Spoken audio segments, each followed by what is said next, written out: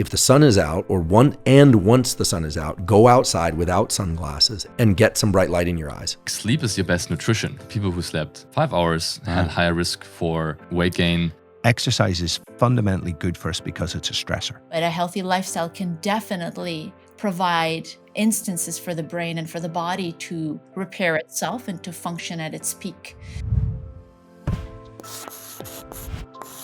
Welcome to the Proof Podcast, a space for science-based conversation exploring the health and longevity benefits that come with mastering nutrition, physical exercise, mindfulness, recovery, sleep, and alignment. Facts, nuance, and trustworthy recommendations, minus the hyperbole.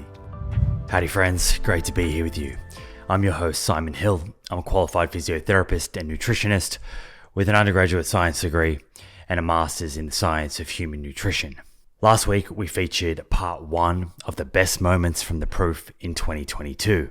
And this week, we bring you part 2, a compilation that mostly focuses on sleep, exercise, and planetary health, featuring a range of guests from across the year, including Professor Andrew Huberman, Paul Taylor, and Drs. Dean and Ayesha Sherzai. Thank you for joining me. I hope you find this episode interesting and can use the information within to live better for longer.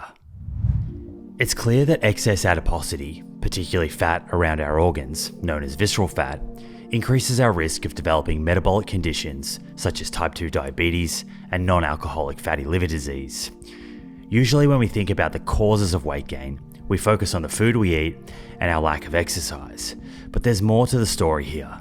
Another aspect of our lifestyle, sleep, or more specifically insufficient sleep, may be hindering your progress to lose weight and promoting more visceral fat, the type of fat we really want to minimize. Here I discuss a recent study looking at sleep deprivation and body fat in an episode with Drew Harrisberg. So, new paper just came out, published, looking at how does sleep, or sleep deprivation I should say, affect energy intake, energy expenditure, and also adiposity, weight gain. So a really interesting study, essentially trying to ask the question, if you are sleep deprived, will you consume more calories? Will you expend less energy? Will you gain weight? Where will that weight be? And this study was set up in a way to answer all of this. And the hypothesis was that as you deprive someone of sleep, they will consume more calories. There's a bunch of research that's looked at that. This was an interesting trial for a few reasons. It was published in the Journal of American College of Cardiology maybe 1 or 2 weeks ago, so it's brand new. And it was a randomized crossover trial. So it had 2 phases, and crossover, meaning that every participant got to experience both phases. Mm-hmm. So there was a sleep deprivation phase, and I should say these were healthy adults aged 19 to about 40. They were non-obese. 2 phases. One was the sleep deprivation phase.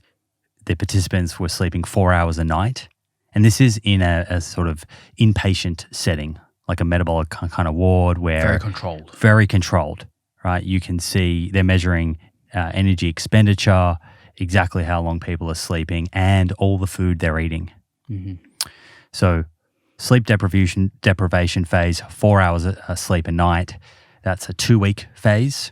And then there was the other control phase where they slept 9 hours a night. 2 weeks of 4 hours a night. That sounds unethical, mate. Yeah, that's tough, that'd be right? tough, yeah.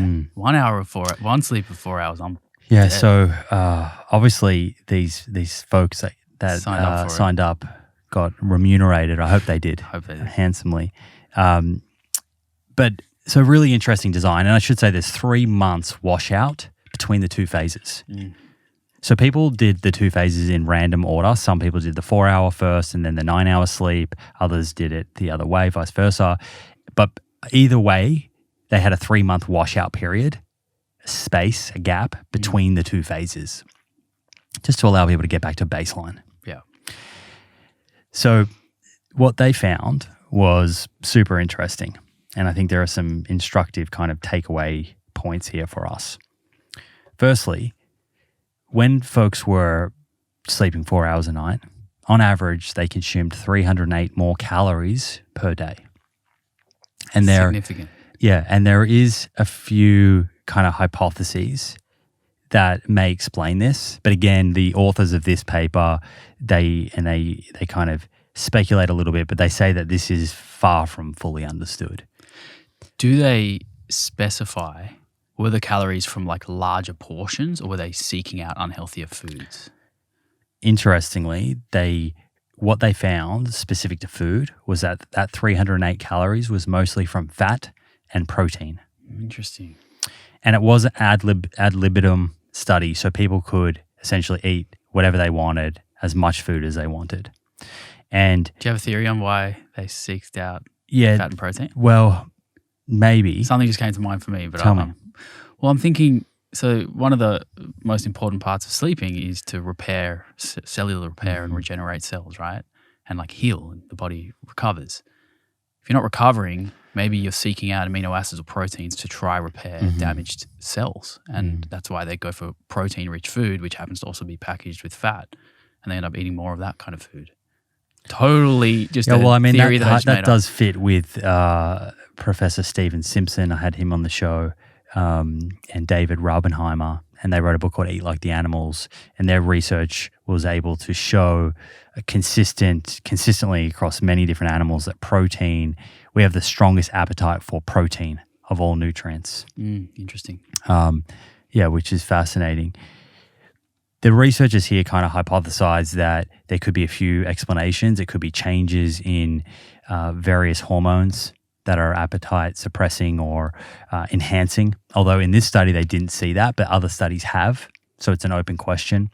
It could be heightened reward systems. So parts of the brain that are associated with reward, more activation. So you have this enhanced kind of reward activation with unhealthy foods, very fatty foods. Right. So you get that dopamine hit. Yes.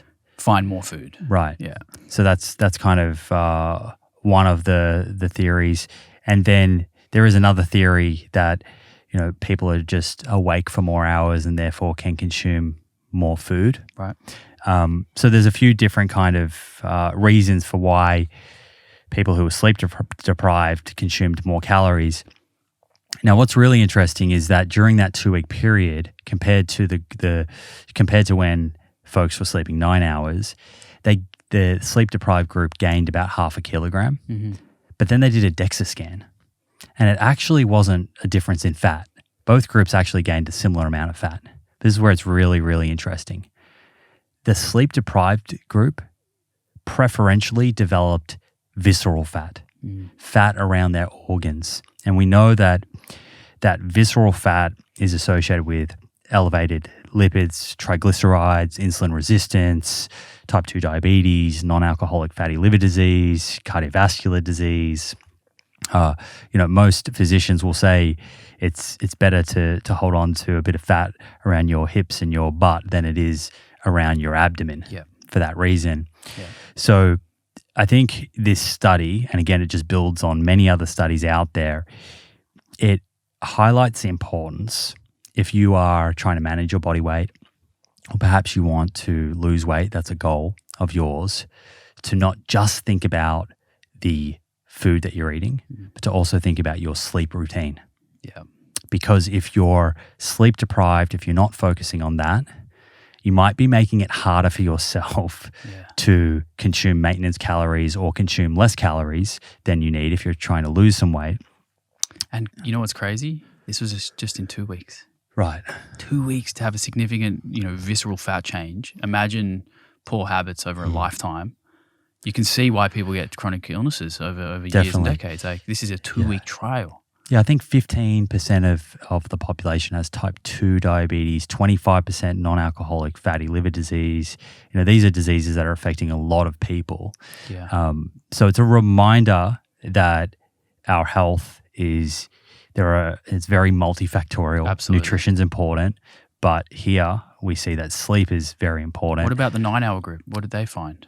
So this was all relative to that. Oh, okay. So the differences that I explained are relative to the 9-hour group. Right. So I think some kind of tips here for folks that are thinking about their sleep and want to improve it, and high level stuff, but I do plan to explore it more, is, dimming the lights before bed, getting the room nice and cold. Yeah.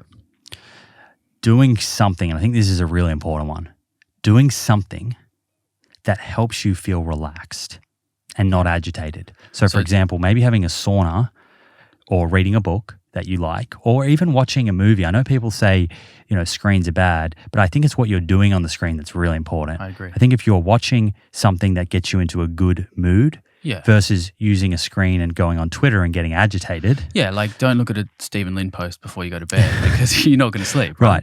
So I think, just do something that makes you feel relaxed in those hours going to sleep before bed. Yeah. And then also with regards to food, trying to stop eating a few hours before bed. Yeah, I would add probably one or two things to that. So one would be you could use blue blockers if you want. So it could be on your screen or goggles. It's super dorky, but they work. You can turn the brightness down on your phone as well, and you can change the type of light. Amber settings and stuff. Another one, which is interesting, is the cooling effect of when you go to sleep.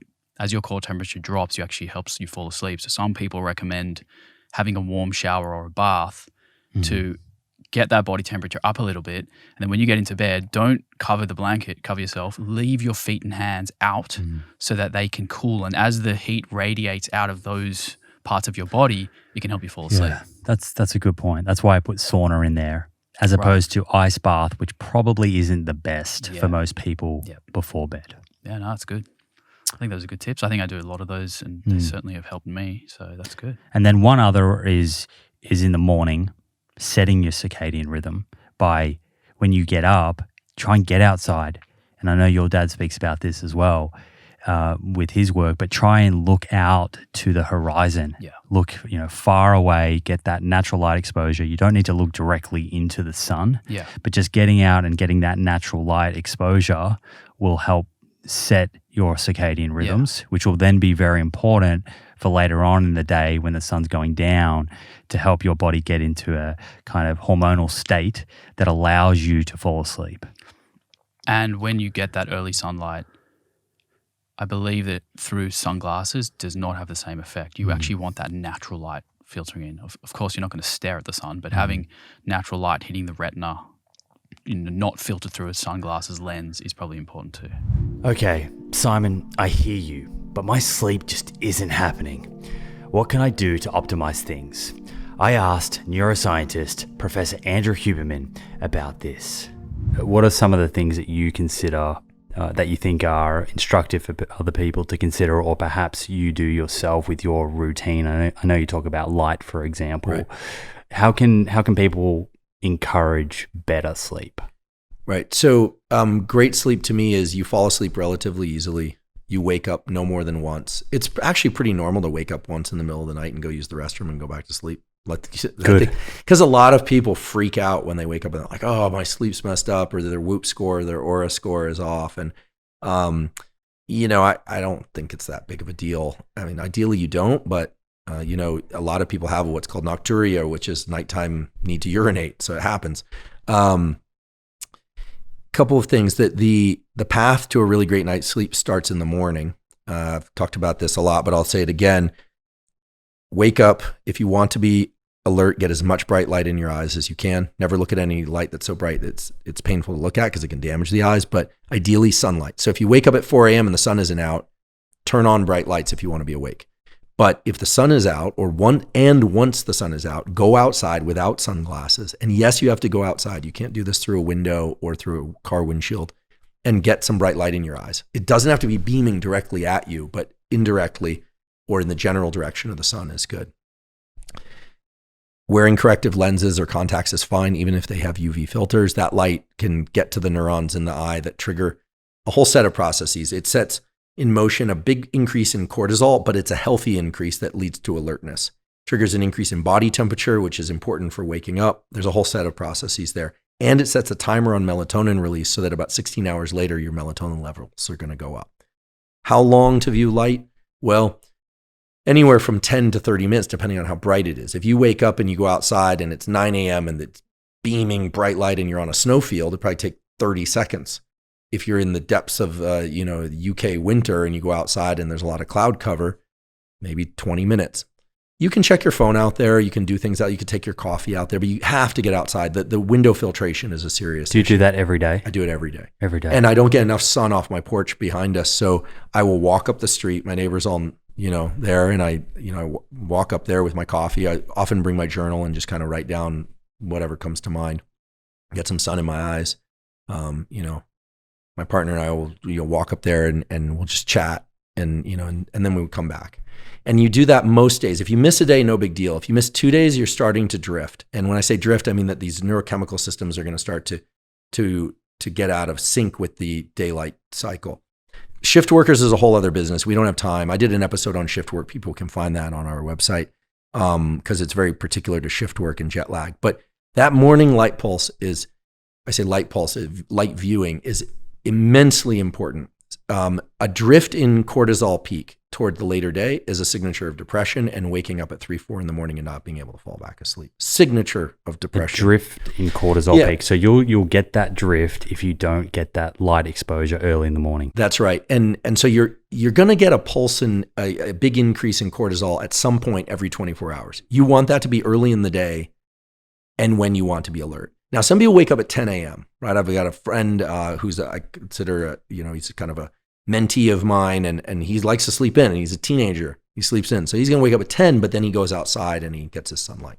If you wake up at 5, again, if the sun isn't out, turn on as many bright lights as possible and then go outside once the sun is out. Why? Because early in the day, you need a lot of bright light in order to trigger this mechanism. Now, the second tool is that later in the day, as the sun is heading down, it doesn't have to just be crossing the horizon. You also want to get light into your eyes for the following reason. It adjusts the sensitivity of what we call the retinal photoreceptors, the cells in the eye that detect light, and makes it such that nighttime light that you're going to get at 8 or 9 p.m. won't have as severe an effect on reducing melatonin. So I consider it kind of your Netflix inoculation. Because when you're viewing screens at night unless you have built your house so that all the lights are red lights and they're really dim, most people use artificial lighting at night, and that can mess up sleep. So if you're really extreme about it, you make your house a cave at night. I don't do that. Okay. I tend to dim the lights. I don't like bright lights after about 7 or 8 p.m.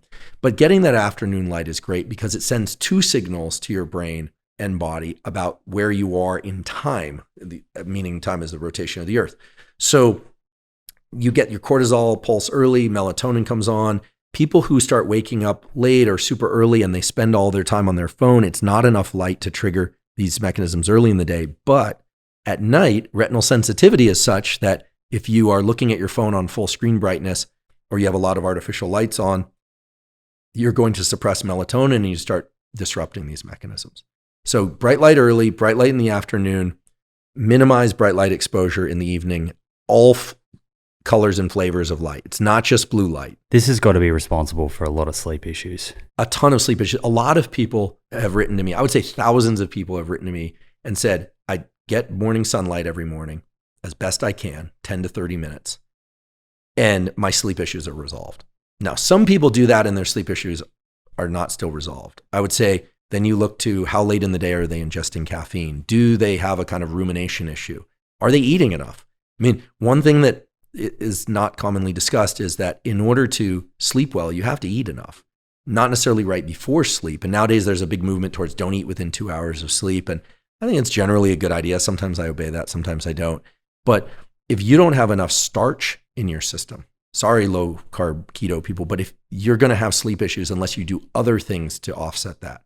Because starches and the whole association with the tryptophan system and the serotonin system are part of the calming system. There's a reason why we reach for certain so-called comfort foods when we're stressed is because they increase the release of serotonin and they blunt cortisol.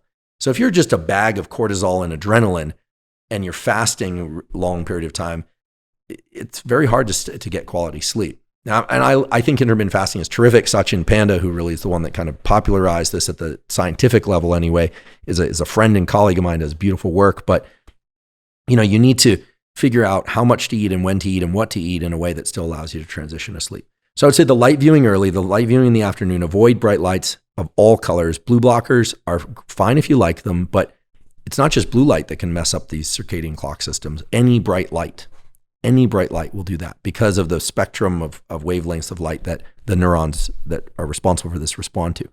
So then I would say there are some things to do around sleep. I mean, obviously, if you're experiencing a lot of emotional turmoil, that's a problem. Ideally, you're getting enough movement during the day that you're a little bit tired. I mean, you're supposed to fatigue yourself a little bit each day. You're not supposed to have an excess of energy. I will say that about an hour before your natural bedtime, everyone experiences a kind of peak in alertness. This is something not often discussed. This is from, Chuck Zeisser's lab at Harvard Medical School has shown that there's this spike in alertness about an hour before your natural sleep time. And the just so story is that this was designed to get you to run around and tidy up and shore up your surroundings for safety. And when I say designed, I'm not referring to, I don't get into issues of I would say one thing is absolutely certain, which is I wasn't consulted at the design phase and neither were you. So I don't want to get into discussions about religion and whatnot. I know many very religious scientists. I know a lot of atheists too. So that's not what I mean by designed, but arranged. So if you are experiencing a lot of pre-sleep anxiety, just realize that naturally passes after about an hour. And I think that can help a lot of people. And then if you wake up in the middle of the night, Nidra or some other NSDR, some people do very well with supplementation for sleep. And I've been very active in promoting this because I saw a lot of people taking sleeping pills, prescription sleeping pills. And I can't believe that this many people rely on sleeping pills. It's crazy. First of all, drinking alcohol or THC before sleep will get you to sleep in many cases, but the sleep is of very poor quality. That's been established over and over again. And I don't care what people do; it's up to you. But a couple glasses of wine to help you fall asleep, your sleep sucks. Frankly, scientifically speaking, it sucks. And there's a whole set of other issues that you're creating there. Now, the supplements that make a lot of sense scientifically are things like magnesium threonate, THRENATE, or magnesium bisglycinate. Both of those they need a transporter to get from the gut to the brain. And threonate is actually shown to be cognitive enhancing in some studies of age-related cognitive decline. So yes, my podcast has a relationship to a supplement company, but I don't want to mention, just shop for price if you're going to go down that route because I don't want to make this promotional. Bisglycinate or threonate, a lot of people do very well taking apigenin, APIGENIN, which is a derivative of chamomile. Is there a dose on the magnesium? Yeah, so on the magnesium, they distinguish between elemental magnesium and the standard dose. You want somewhere between 140 and 200 milligrams of magnesium bisglycinate or magnesium threonate. I should say 5% of people that I've heard from who take threonate get severe gastric distress. They get diarrhea, but most people don't. A few people do. One of my podcast employees, he can't take threonate, but he does really well with apigenin. Apigenin is 50 milligrams. Swanson is the only company I know that makes it. I have no relationship to Swanson. Apigenin activates a different system, the GABA system, which tends to turn off thinking. A lot of people do really well just with the magnesium or just with apigenin. I happen to take both. And I confess that a couple of nights a week, I'll take 300 milligrams of GABA or 2 grams of glycine on top of that. And it's like the sleep of gods. It's really amazing. So what would be the problem with taking those every night? Is there an issue or you just choose not to? I take the magnesium and the apigenin every night. And I occasionally take the GABA and the glycine. The GABA glycine added in tends to create really deep, really long sleep. And oftentimes I don't want to sleep longer than 6-7 hours. But if people are having trouble sleeping, they should certainly do the behavioral things, but then consider 1 to 3 of those supplements. And I again, check with your doctor. People with heart conditions might need to be particularly cautious about magnesium. But if you're not interested in the supplement route, the way I used to do this was to drink a cup of chamomile tea before sleep. And the apigenin in chamomile tea has a number of positive effects, but one of which is to make you feel less anxious and kind of calm down. I don't know how much chamomile tea you have to drink in order to hit that 50 milligram concentration, but there's no reason it has to come from a pill. And I think the magnesium sources, I actually don't know what the actual source of the magnesium is, so people could look into that. But I would just shop for price. These are relatively inexpensive. And considering what an outsized positive effect a good night's sleep has on everything, mental and physical health and performance, seems like a pretty good investment. Those last two, GABA and Glycine. What are the kind of doses? So for GABA, I'm generally looking to get anywhere from 200 to 300 milligrams. And for glycine, it's 1 to 3 grams. And then for the threonate and or bisglycinate, either I use those interchangeably because they effectively have the same effect. You're looking at about 140 to 200 milligrams. Some people go higher, but then you can feel really drowsy the next day. And then apigenin is 50 milligrams. There are other things out there too. I do not recommend melatonin. I was going to ask you that. I do not recommend melatonin for the following reason. One, it's a hormone that has other functions besides helping you fall asleep. It interacts with the reproductive axis, estrogen and testosterone, not necessarily lowering or increasing, but there's a lot of dynamic slow effects in those systems. The other is that the dosages of melatonin that most people take are outrageously high compared to what the pineal spits out on a normal basis. You'll see dosages of like 1 to 12 milligrams. That's a huge amount. I mean, we were talking about weightlifting earlier. This would be typically the male testes, both testes, assuming someone has both testes, will release anywhere from 7 to 15. Do I have this right? Yes, 7 to 15 nanograms per day. And I'm sure someone's going to correct me on that. So correct me. But this would be the equivalent of taking, 100x that in the melatonin system. And of course, there are people that take 100x that in the testosterone system, and they have other issues. But melatonin just shouldn't be taken at excessive dosages, and it helps the transition to sleep, but doesn't help you stay asleep. So I'm not a fan of melatonin, and I haven't run into any problems yet with the melatoninistas coming after me. So I'm assuming that if people have switched over to this cocktail, that it's working for a number of people. Again, the magnesium might be problematic for some people. And then there's one last thing, which is theanine, right? Which is THEANINE. Theanine is actually being packaged into a lot of coffees now and energy drinks secretly because it reduces anxiety. And so they're getting you to drink more coffee and more whatever energy drink by trying to remove the jitters. Some people like theanine about 100 to 300 milligrams before sleep.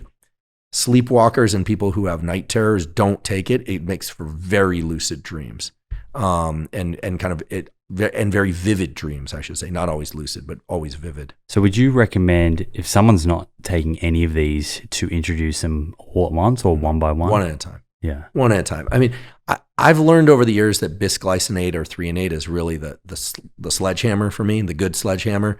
The apigenin gives it a little bit of a different buzz. And sometimes I like to have them all. Like, for instance, last week I flew to Boston for 24 hours to give a talk. And I never sleep well in hotels. I don't like the air. I'm not that finicky, but so I really loaded up on everything in order to enhance my sleep, to make sure I could sleep. But when I'm at home, if I'm really tired, sometimes I'll fall asleep with the pills in my hand. I've had that happen. Like, I'll take those in a few minutes, you sleep through the night. I've never found any dependence on these. Like, if I forget them, I don't have trouble falling asleep. So it's very different than a sleeping pill. And again, I guess I do use a lot of supplements. My take on supplementation is they're just compounds like anything else. And if there's an opportunity to take safe, non-prescription, fairly low-cost compounds as opposed to a prescription, high side effect, potentially addictive or habit-forming compound, why wouldn't I resort to the over-the-counter thing? So how sometimes people talk about prescription sleep medications, helping people fall asleep, but maybe affecting quality. It's not something I've looked at closely, the actual data on that, but would these supplements, do they just help you fall asleep or would they affect quality at all? They do affect quality, but in the positive direction. So we've done a lot of work with Whoop in my lab. They've been generously donating. I don't have any financial relationship to them, but they've generously donated Whoop bands for some of our studies. We haven't looked at supplementation specifically, but because of that relationship, a lot of people who use Whoop will just write to me and show me the shifts in their deep sleep, because one of the measures that comes out of the Whoop band is how much deep sleep. And deep sleep is a complicated concept within the scientific community, but you get a score, deep sleep score. And they show very significant improvement. I see a lot of significant improvements in the amount of deep sleep, less nocturnal waking episodes, and so on. I don't want to share names of people that have given me their information or data. And I've received, I would say now I'm in the like upper, nearing 1,000 of people say, wow, like my Whoop scores are so much better. They're so much better. And the Whoop scores are just one readout. The subjective feeling of how alert you are during the day is the most important thing. Insomnia actually has a definition. Insomnia is feeling so tired that you need to fall asleep during the day. A lot of people think they have insomnia, but they don't have insomnia. They have sleep disturbance.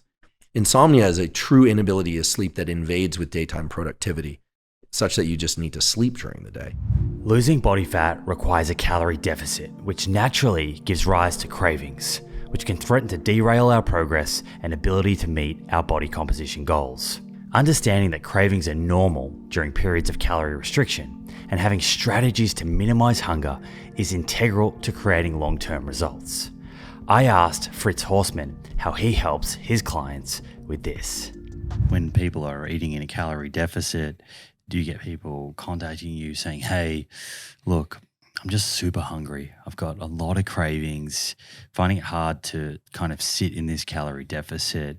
How do you kind of workshop that, I guess, to work out, is the calorie deficit the right deficit for them, and B, like what sort of words of advice or tips could you give someone like that to sort of help manage that, and so they're not finding themselves sort of caving and over consuming ice cream and cookies because they just have these cravings that they can't get rid of? Yes, very good question, and this is definitely coming up on a diet when you're trying to lose weight. But before that, you want to ask yourself, if it comes up very early on your journey to losing weight and getting healthy, then you want to ask yourself, is the deficit set up the right way for your body and for your activity levels and for your needs? Because if you set up the nutrition in a way where you get all the macronutrients, all the micronutrients, and you have certain foods included that are going to give you more volume, I will talk about the tactics in a bit, then, and the calorie deficit isn't as high, so it's healthy for your body and for your metabolism, for how many calories you burn every single day, then you actually won't feel hungry most of the journey. So what will happen over time, and what happens with our clients, so they get a diet set up and then they're just super full and they're satisfied and they're crushing. We even get messages like, hey, we can't finish the meal. Like, it's too much food and I'm losing weight. What's going on? What's the magic, right? And if you keep losing weight and getting leaner, at that point, at some point, yes, you're gonna have more cravings and more hunger, because how you want to think about it, you're losing body fat. So back in the days when we still had to hunt for food, that basically meant, hey, I'm dying, like not getting any food, so I gotta go hunt. So it starts, like, your body starts sending you signals, hunger signals, hey, get food, like go hunt down some food. It's protective. It's looking out for you. It's looking out for you, exactly. So if you want to get like very lean for a photo shoot, or just like to reveal your abs and to look good at the beach, then maybe at some point you reach a point where, yes, you're eating all the healthy foods, you're eating all the macros, and you're hitting everything, but you're still kind of a little bit hungry. But the interesting part is, most people are not at that point. They still have a lot of fat to lose, but already getting hungry. And at that point, the first question I would ask myself, is my deficit too high? Like, am I eating, I see some people come to us, they're saying, hey, I'm eating 1,200 calories. Right. I'm eating 1,000 calories. So in that example, the body's sort of interpreting the size of the deficit and like the rate of tapping into fat. And even though there is additional fat, the body is essentially saying, hey, this is not sustainable. That's right. This is too quick. You're going to run out of energy supplies here, which is going to threaten your survival. That's exactly it. But if you set it up the right way, then you can pretty much go for like a few months, depending on the body fat level, without having any cravings. Now, when they come up, how do we look at that, and how do we approach it if it's not the calorie deficit? So a few things here. If the macros are in line, and micronutrients too. So again, if the protein is on point, the carbs and the fats, and they're still experiencing cravings and hunger, then sometimes we have to look at the boring stuff like sleep, stress levels, which I know this is always like big words in the health space, but really like sleep is your best nutrition. I would like to say that sleep is the best nutrition. There's also research out there comparing people who slept 5 hours to people who slept 8 hours. People who slept 5 hours had higher risk for weight gain, certain diseases, and all of that stuff. And interestingly, that sleep deprivation seems to not only increase your caloric intake the next day in most people because it affects cravings and hunger signals, but also seems to create this scenario where you are preferentially storing visceral fat. So the fat around the organs, which is the kind of more dangerous fat. So that's interesting. That's super interesting. So you want to make sure that all of these bases are lined up first before you go to the tactics. So making sure you sleep 7 to 9 hours. And again, like I know some people, sometimes life gets busy and you can't sleep as much. So totally understand that. Try to get it as high as possible. Make sure nutrition is in line. And then some tactics can be, firstly, try to add more volume to your meals. So volume obviously is going to fill up your stomach and make you feel fuller and more satisfied. So the easiest way to do that without adding too much extra calories, which you maybe want to keep in check, is by adding more vegetables, right? Adding more broccoli, more spinach, more kale, low calorie, but high volume foods, which give you a lot of bang for your buck. Mushrooms. Mushrooms are amazing, actually. It's a good point. And just packing a lot of those in your meals. And actually interesting, just a quick tactic as well. What I like to do when I start my journey to a six-pack, when I have a shoot coming up or for summer, I like to not eat as much volume initially because I'm just starting my diet and I'm still fresh and I'm excited and motivated and my body can get rid of a lot of fat. And then as I get closer to this leanness level where hunger is going to be more prevalent, I start increasing my fiber. So when I have my fiber and my veggie intake too high from the beginning, then I'm kind of used to that. So then it doesn't have the same effect if I increase it later on my journey. So interesting. That's one of the tactics you can definitely. Do you like baked cauliflower? Yes. You ever do that? I That's love a good that. one too. That's a great one. Just put a few spices and cayenne pepper, paprika, garlic, onion powder, all that sort of stuff. Bake the cauliflower. Delicious. It's delicious. Actually, I was surprised. I think it's a one restaurant called Woods here in Bali, where it has like cauliflower. I think it's steak or like just like one cauliflower you get. I was like, let's see how satisfying this is. Actually really satisfying and really tasty as well. So you can definitely work with veggies to increase your volume. You can definitely also have some. So when it comes to losing fat, you definitely want to have whole foods and want to make sure you don't have too much processed food. But sometimes it's helpful to have some sweets in your diet as well and not be too afraid of them. So maybe having an Oreo cookie here, maybe having a high protein vegan dessert recipe that you use so you can lower those cravings too. Because if you don't have sugar and salt and oil for your whole journey, at some point your body's going to start craving it. And then you maybe have this binge eating attack in one day where you eat all of this junk food because you didn't have any sugar for like 2 months straight. So I like to give our clients an option as well. And for me, I have to have a little bit of sweets and treats here and there that fits into their framework so they can just feel like, hey, it's a lifestyle and I'm not completely restricting myself. So sort of moderating the intake rather than exclusion or complete restriction. What would you say to someone that says, okay, but if I have those Oreos, they're in the cupboard.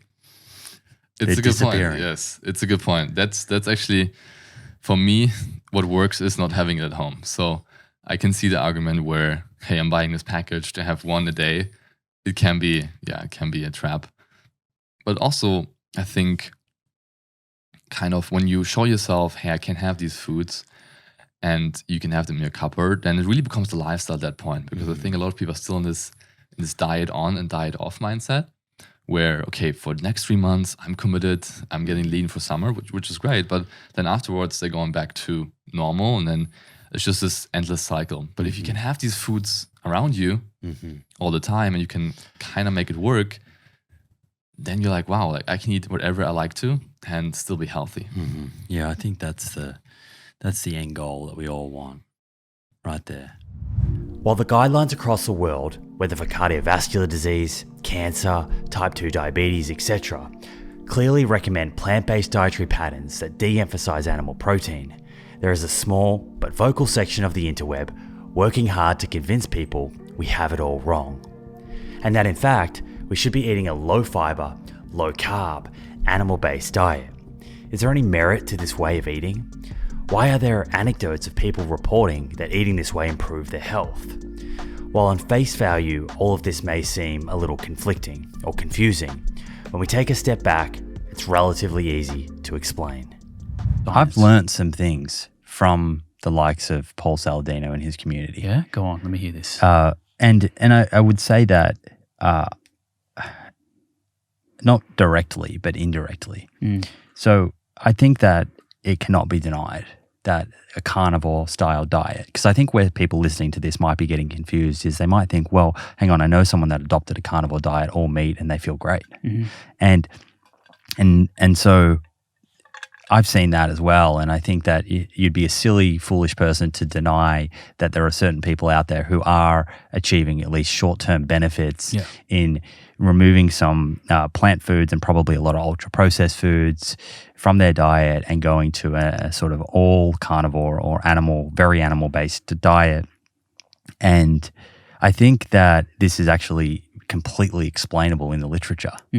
And I'm really excited. We're recording this ahead of me releasing a conversation with Justin and Erica Sonnenberg.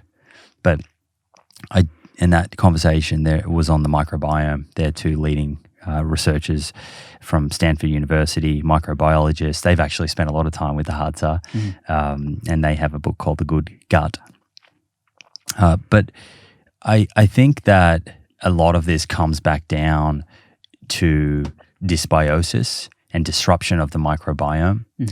And what we've seen is that as a result of living in a modern industrialized world with over-sanitization, ultra-processed food consumption, that all these foods lack a lot of fiber.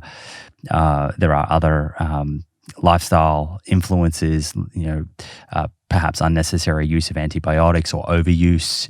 We've seen this very damaged microbiome. And with that damage, you lose bacteria that are capable of breaking down fiber. You've lost these fiber degraders. And you and I know that those fiber degraders, they're actually key because your gut is like a pharmacy. When the bacteria is feeding on these prebiotics, it's dispensing drug-like molecules that go into your blood and affect your mood, they affect your blood glucose control, they affect your lipids. And when you have a disrupted microbiome and you lose that capacity, you're missing out on those rewards. However, we also know that if you have the disrupted microbiome, just putting in a whole lot of fiber and plants may not fix it for a lot of people, and it might actually increase inflammation. And we know that from a recent study, the fermented versus fiber food study, where a certain percentage of people adding fiber to their diet, it actually made them worse. And you might rev up inflammation. And so people with these inflammatory conditions might actually feel worse by adding more plant foods, whole plant foods. And you and I work with people. I've received this feedback. I know that certain people, when you get them to eat more whole plant foods, at least initially, they don't feel so great. No. And so there is a role for elimination style diets. Right. And that is saying, okay, we've got these triggers that their microbiome is compromised, they're not handling, it's revving up inflammation. When we take those out, we can help settle them down. And I think that's what's happening with the carnivore diet. You're seeing people that are removing all these foods, they do feel better. I would just caution against thinking that that is a dietary pattern that's going to serve you best for the rest of your life.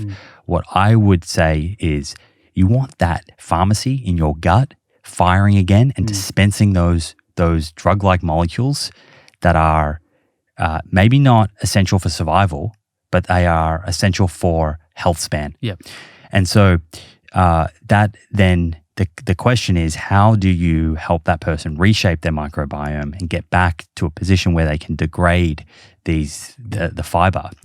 And I think that's a really fun and interesting area that we need more science to explore, so we know what are the best protocols. Is it that they need certain probiotics, or do you introduce fermented foods first? Or do you introduce polyphenols, which we know act as prebiotics but maybe aren't as fermentable and cause bloating and gas, and trying to structure a program that allows them to get plant diversity back into their diet. And so my message to people would be, you may have experienced benefit on the carnivore diet, you may have friends that have, but think about it as an elimination diet. There is a very logical explanation for why you would feel better. But based on all of the science we have, eating those foods at a high exposure level long term is probably not going to serve you well in terms of colorectal cancer risk, cardiovascular disease risk, dementia, and so on. So if someone's on a carnivore diet for, say, 1 year, 2 years plus, and they're eating zero fiber, what do you think happens to their gut microbiome over a 2-year span of just eating meat? Well, I think they'll lose diversity. We know that. We know a few things. We know overall, people that have more unique plants in their diet have greater diversity than people eating fewer, 10 or fewer. People that have 30 or more unique plants in a week have much more diversity in their microbiome. Sorry to interrupt. What about total number of microbiotic or cells or whatever you call it? I'm not sure on total count. 'Cause I wonder if the count would go down. Or does it just create this dysbiosis, like you said, where it's a lack of diversity and you have like a dominant? Yeah, well, it may not go down the total count, but you might have more pathogenic inflammatory bacteria, and we have seen that. So there was this was it was a 5-day, so it's a short term, but they looked at an all animal based diet versus a plant based diet. Oh, really? And not many people speak about this. It was published in Nature, leading journal in the world. And just in 5 days of going to an all animal based diet, and this was mainly red meat, there was some white meat, I think. There was also some salami and stuff in there, and eggs and some cheese. Just in 5 days of going to that, it resulted in a significant increase in pro-inflammatory bacteria. Interesting. And a type of bacteria called Biophilia wadsworthia, which is a bacteria that we see with inflammatory bowel disease.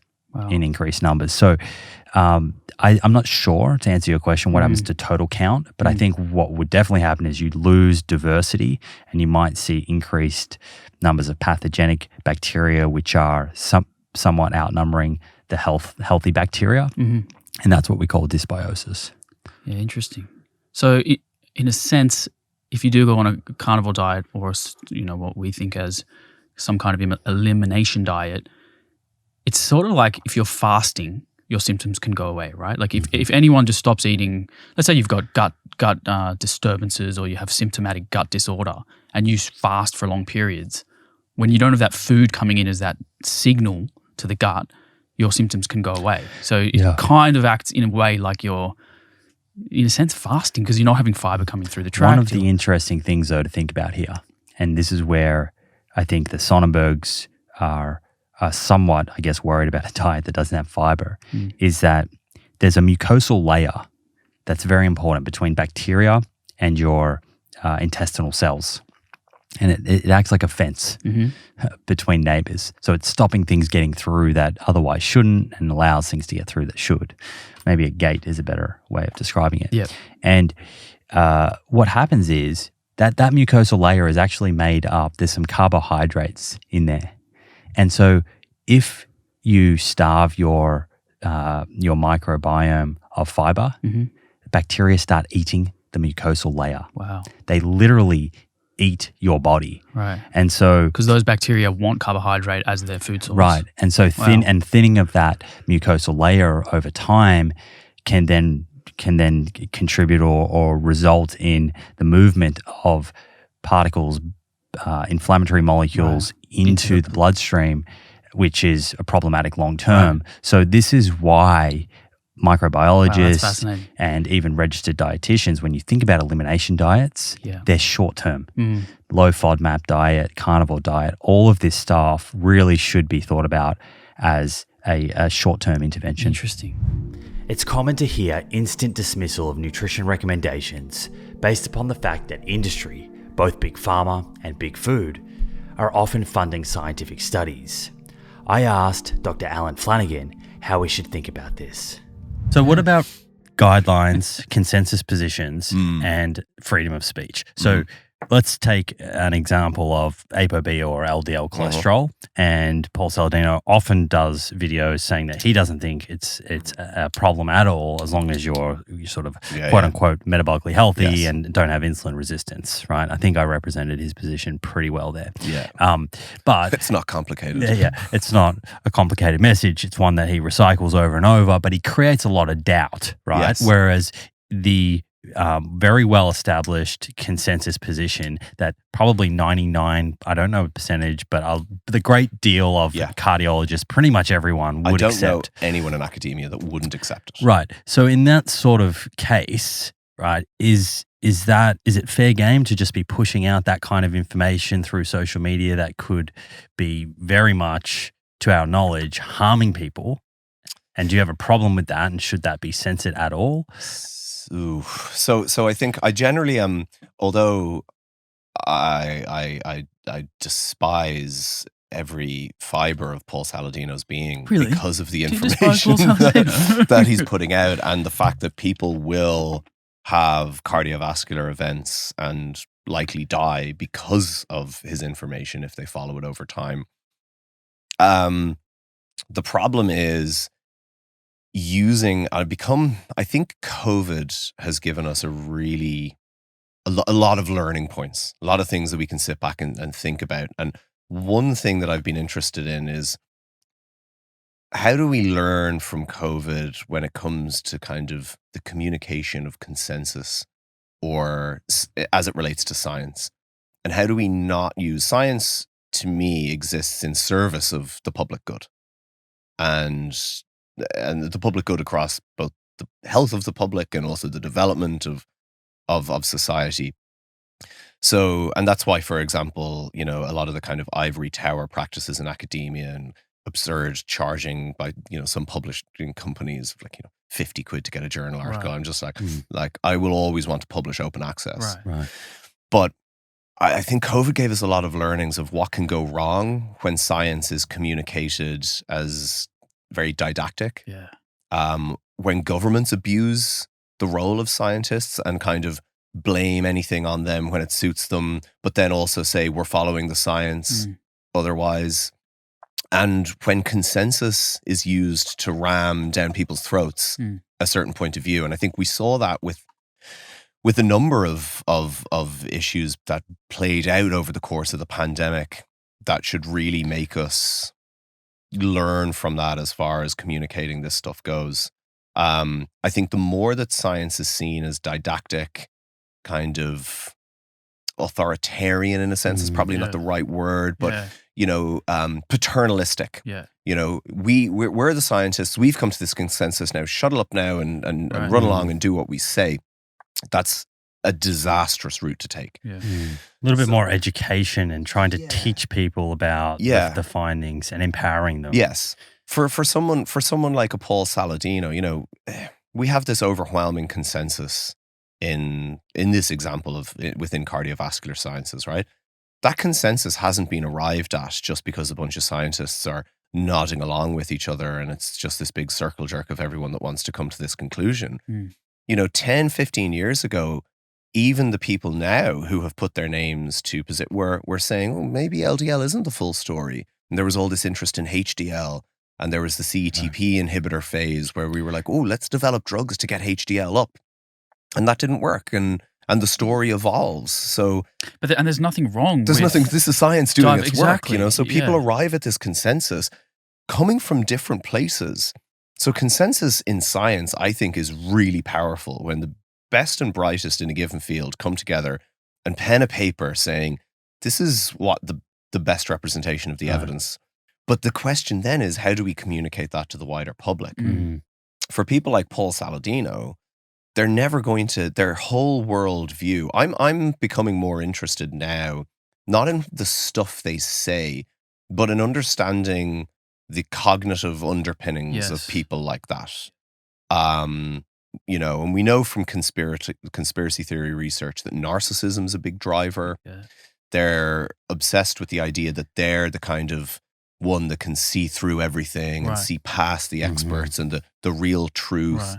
But their followers also fit this demographic. So I think censoring them probably isn't the right angle. Again, I think there will always be people who will just believe that and follow it.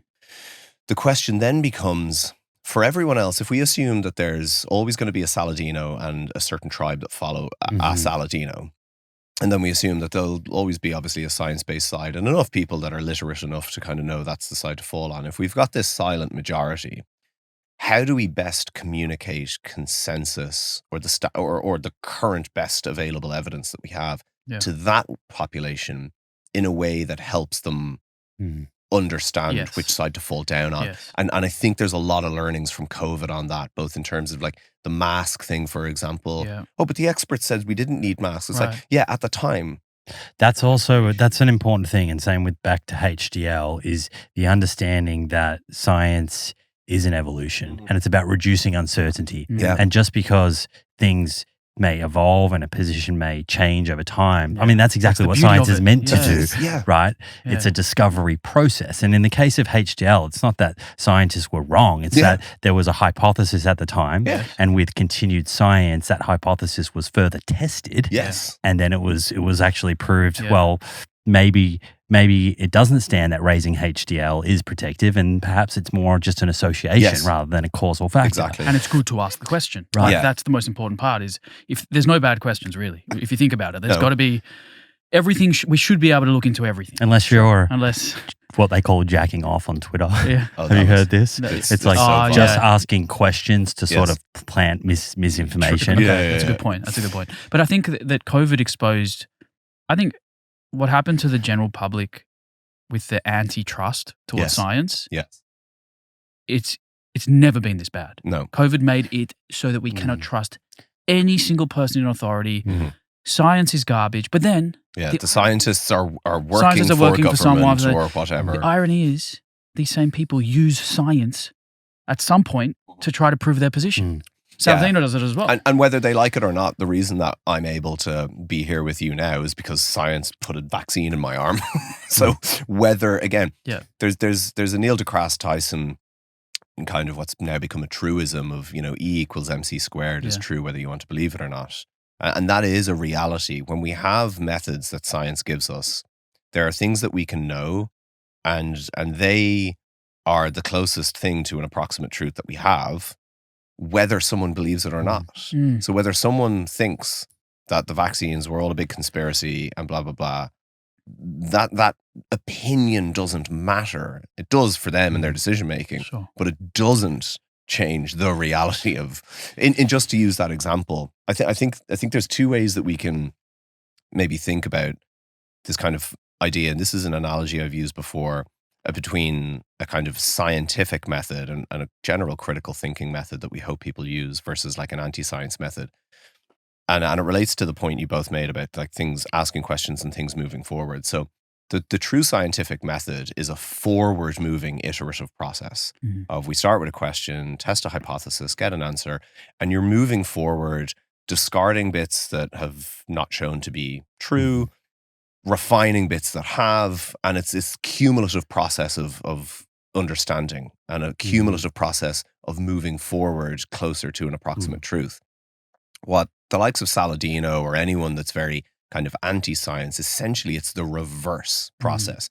So they're starting from a preconceived conclusion and then they're working backwards, building what I call their belief scaffolding. Right. So they're erecting this scaffolding of belief around them with any shred of information that they can use, even if it's something that's a half-truth, that they're able to take, add it to their belief system, and basically build this structure around them.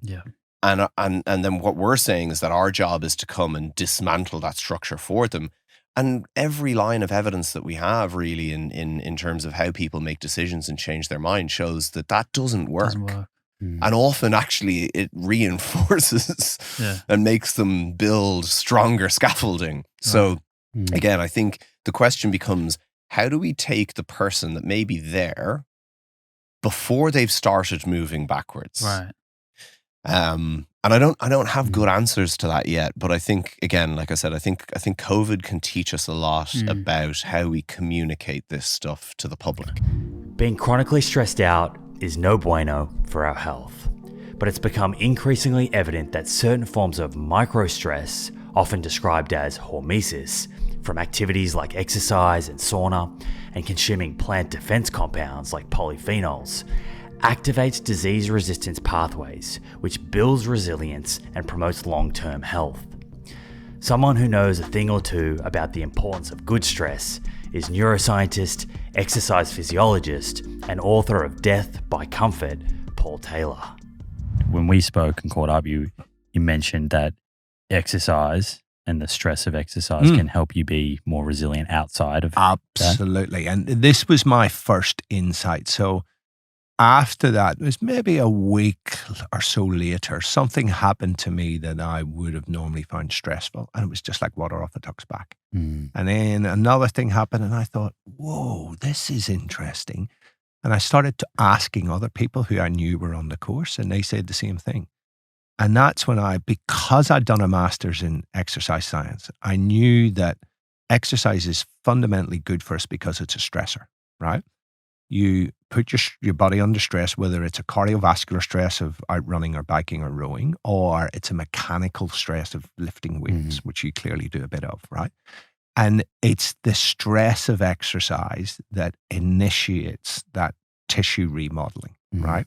So it's upregulation of stress response proteins that drive these changes at a biochemical level that make us ultimately bigger, faster, stronger, better. So for the same level of stress, you're better able to tolerate that. Absolutely. So, and you know, people get it. You know, you if you've been unfit, you go out for a run and you're just blowing out your ass, right? And you're really struggling. And then you do that run again and it's maybe a little easier, but you do it 5-10 times, all of a sudden it's getting easier. Same with weights, resistance training, right? And this is one of the biggest problems that people have when they're designing their own exercise programs, is that they find something that they like and they do the same thing over and over again, right? One of the fundamental principles of exercise physiology is that of progressive overload. You need to progressively overload the system in order to stimulate adaptation, right? So it's the extra level of stress that drives adaptations. And for me, we became the dominant species on Earth, largely, not exclusively, but largely because we adapted better to stressors in our environment, right? And one of the best things that we did is that we traded off strength and power for dexterity, right? So if a gorilla was to hit me or you, they would hit us with 16 times the force that we could hit them. Wouldn't take them on in an arm wrestle. No, absolutely not. However, the next time you're at the zoo, and this is lost a little bit in the podcast, but you just go up to and you do that, right? Where you are touching your fingers to your thumb, and you will mess with the gorilla's head because they don't have opposable thumbs, right? So we traded off all of that strength for dexterity in our fingers, which meant that we could manipulate things, right, with fine motor control in our fingers and the amount of nerve endings that we have there. And that made us able to make tools. So our ancestor 2.4 million years ago, Homo habilis, the tool maker, right? And that then enabled us to create weapons and to tools and to improve our environment or how we functioned in our environment. And then 1.8 million years ago, we stood up, Homo erectus. And that was actually fundamental to our development as a species. Because when you're in savanna grasslands, when you stand up, you can actually see over the grass. You can see predators, you can see prey. And the other thing that it does is that if you've ever done bear crawls, you know, bear crawls as an exercise. Yeah, they're tough. They're really, really tough, right? Going around on four limbs is a lot more energy hungry than bipedalism. So walking on two legs actually uses a lot less energy and it frees up energy to create a bigger brain. What anthropologists think is sometime around then we created fire, and that helped us to unlock nutrients. Cooking meat, cooking vegetables, plants unlocks a lot of their nutrients, enables us to have more energy to develop to a brain. So there's this thing called the expensive tissue hypothesis. You look at every species and the size of their brain is limited by the amount of calories that they can actually spur for the brain, because it's the most hungry. We have a lot of calories available today. Does that mean our brains are going to get bigger? Unfortunately not. I like your thinking, and if only that was the case. We are now overfed and undernourished, as you well know, right? But this whole thing about, and so we adapted better than any other species, but actually being able to move for long periods of time actually was a real benefit to our species, because we could hunt and gather, and we could, particularly if you're hunting prey, like if you're in the African savannah, if you look at the way that the Maasai or any of those tribes, they kill their food, an antelope, they'll just run it down. So the antelope can run much faster, but if you run at a steady pace, it's got to look around, oh, they're still going, and they got to keep running. Animals, the only way that they can cool down is by panting, right? And if you make them trot, they can't pant, they overheat, they fall over, and they walk up and they stick a spear in it, right? But it also gives the ability to hunt or gather far and wide, lots of plants and stuff like that. So anyway, and that and the fire unlocked those nutrients, helped us to have the bigger brain, made us smarter. And research that's just come out the other day showed that, and it was a very clever study, that Neanderthal, where they actually incubated those in the brain cells in a test tube dish, and it was pretty magic science by how they did it. But anyway, they showed that Neanderthal brains don't make as many neurons. So that's how we outcompeted the Neanderthals, was our smarts, right? That ability for us to develop this big brain was hugely important for our species, but we adapted to stress, right? And that is really, really key, is that there are a number of things. We're going to focus on exercise, but there's also things such as heat and cold stress that there are mechanisms, biological mechanisms that are conserved across species and across evolution, that we benefit from exposure to heat and cold. And there's amazing stuff. I'm sure you've covered this on your podcast, that there are changes in gene expression whenever you become overly hot, like in a sauna, or you go into a cold water or an ice bath, or even a cold shower, that upregulate protective genes. And it comes from these stress response proteins.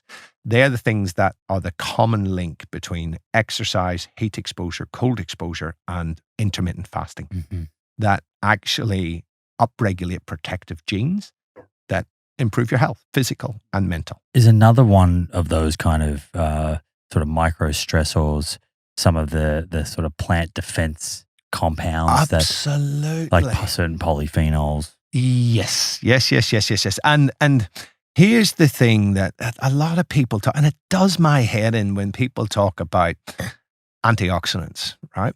There are things such as sulforaphane, I'm sure you're aware of, that's in broccoli, kale, Brussels sprouts, that whole family of cruciferous vegetables, right? Allicin in garlic, onions, leeks, chives, right? AGC and EGGC and other things that are in teas. And there are a whole list of what we call hermetic polyphenols or hermetic phytochemicals, right? So these are, a lot of people talk on resveratrol that you get in grapes and red wine. And I've heard people talking about they're antioxidants. They're not antioxidants. Right. They're poison.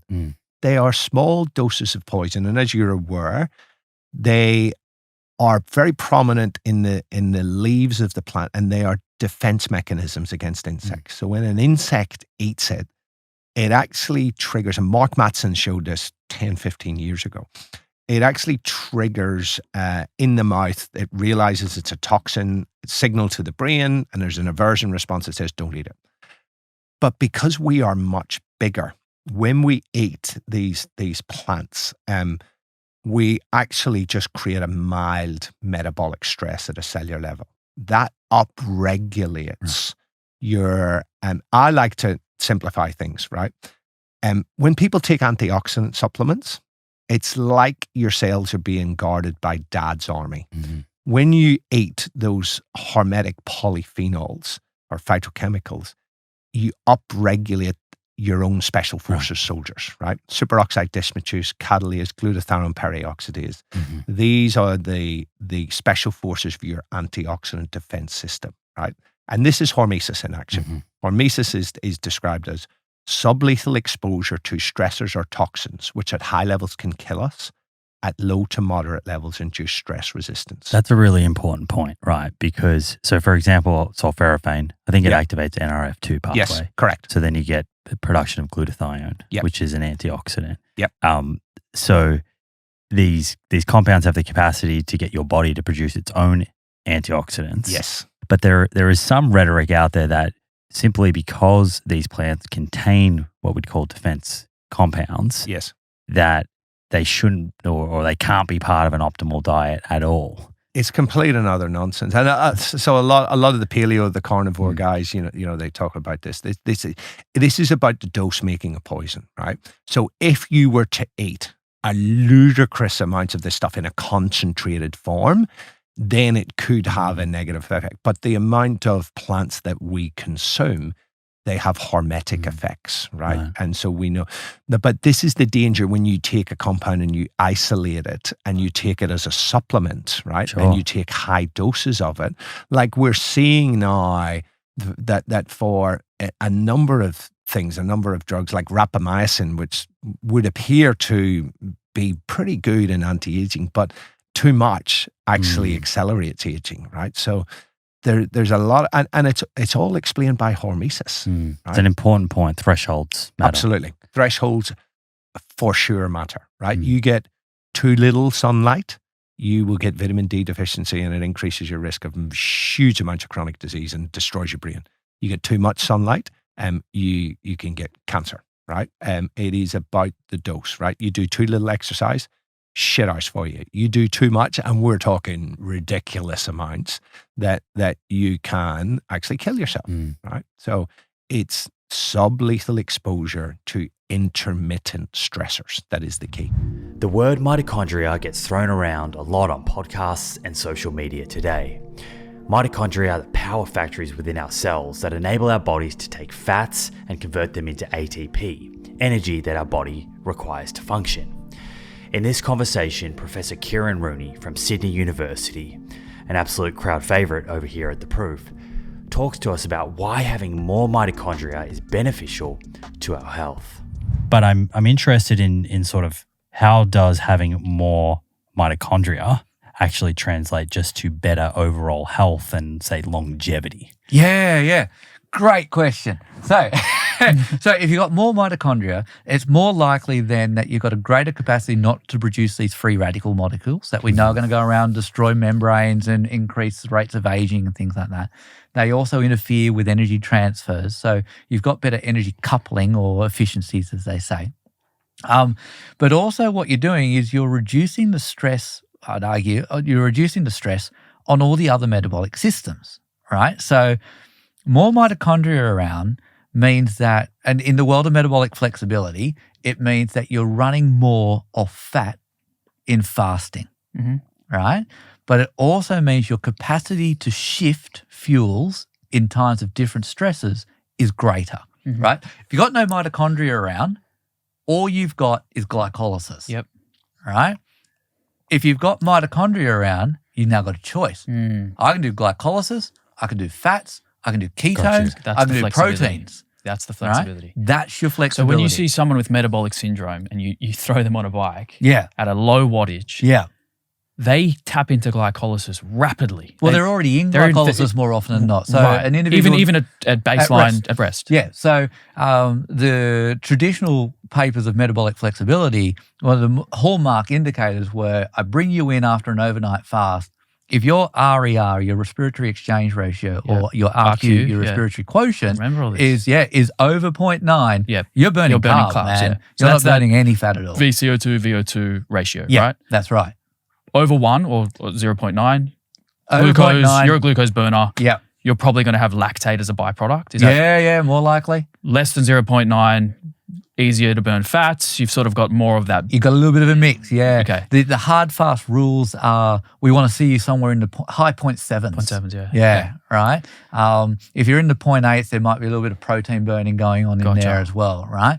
And so we would bring you in after an overnight fast, and already at that point we're going, all right, you got a system that's running on carb. And then we would put you on a bike, and there might be a subtle decrease in RQ as you start burning more fat, but it won't be as pronounced as somebody who's metabolically flexible. Gotcha. And so the current makes me laugh. We've been geeking out hard on like testing our lactate during moderate intensity workouts. So Simon got a lactate meter, and we went to the gym the other day. We got on a bike. We had another friend there, and at rest. I don't want to name and shame, but a friend of ours, Jeremy, his lactate, what was it? It must 20, have been. It was no. I think it was 12 at rest, 12 millimoles per liter. So you want to be around 1, right? Or lactate at rest. Yeah, and then he was at 20. Point something to 1. 0.5s, 0.9s. Yeah. So we measured at rest. I mean, I don't want to embarrass Simon, but I was better than Simon. But I would expect you to be better than me, given your type of training. But it has definitely inspired me to actually. Yeah. So we measured resting lactate. Yeah. I was around 1. Simon, you were 2 or 3. Jeremy was maybe outside of that. I was 1.9, mate. Okay, 1.9. Sorry. Nice. Okay. Just to clarify, it wasn't We 3. then did, I think we did like. No, I think I was 1.3 actually. Okay, we're just fabricating numbers now. That's I was how we're doing. I imagine by resting lactate at 1.1 the other couple of weeks ago, and I was freaking out. What's going on with you guys? We need to be, Anyway, we got on a bike for 20 minutes and we did sort of like a talk test. Three of us, nice easy pace, what felt like what we'll call colloquially zone 2, which we can get into in a second. Moderate intensity, continuous, steady state cardio. We did 15, 20 minutes, easy pace. We checked our wattage. We were all very similar. We all said, let's hold about a 150 watt. Yeah. Did 20 minutes, got off the bike, retested. I was the same. I literally had not moved, which my sort of assessment of that was that the intensity was so low that I didn't need to tap into glycolysis. I didn't have any lactate as a byproduct, that I was using lipid or fat oxidation. That was my assessment of it. You can correct me in a minute. I feel like you're and about to tie back to your story, that wouldn't be a strong enough signal to produce AMP to then say he needs to make more mitochondria. The intensity was too low to get that AMP signal. Yeah, you've probably got a little bit floating around, but it's not enough stimulating to say, mitochondrial biogenesis. Yeah, it's probably enough to turn on glycolysis because AMP also does that. Mitochondrial biogenesis. Yeah, did you like that? Yeah, nice. You worked that one in nicely. Thank you. So we all checked our lactate. Which means making mitochondria. Yeah, exactly right. Genesis, creation, yes. Bio, very clever. Yeah. One less spoken about benefit of exercise is the production of compounds within muscle tissue called myokines. What are myokines and how do they affect our health? Paul Taylor walked us through this. So the thing that connects the sauna and exercise and cold exposure are heat shock proteins, right? And people go, heat shock proteins in the cold? They were just called heat shock proteins because they were first noticed in heat, right? So they're stress response proteins. They then trigger the activation of a whole host of other metabolic priority genes. These are genes that just get upregulated and improve your metabolism in your body and your brain. Now, what we have discovered in the last 20 to 30 years, progressively more and more, are the role of myokines, right? So myokines are messenger molecules. So a cytokine, some people have heard of cytokines now because of COVID and the cytokine storm, right? So they're basically messenger molecules. So you have inflammatory and anti-inflammatory cytokines.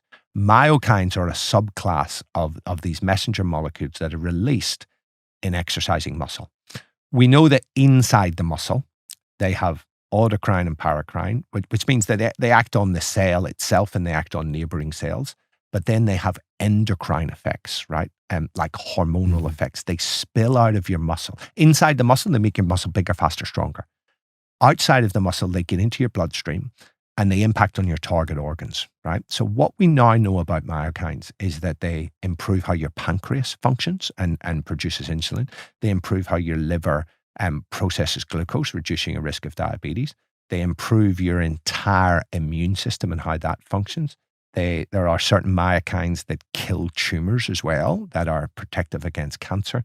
There are myokines that impact upon your gut microbiome, which then impacts upon all of your physical and mental health. There's myokines that actually increase your bone density, your capillary networks.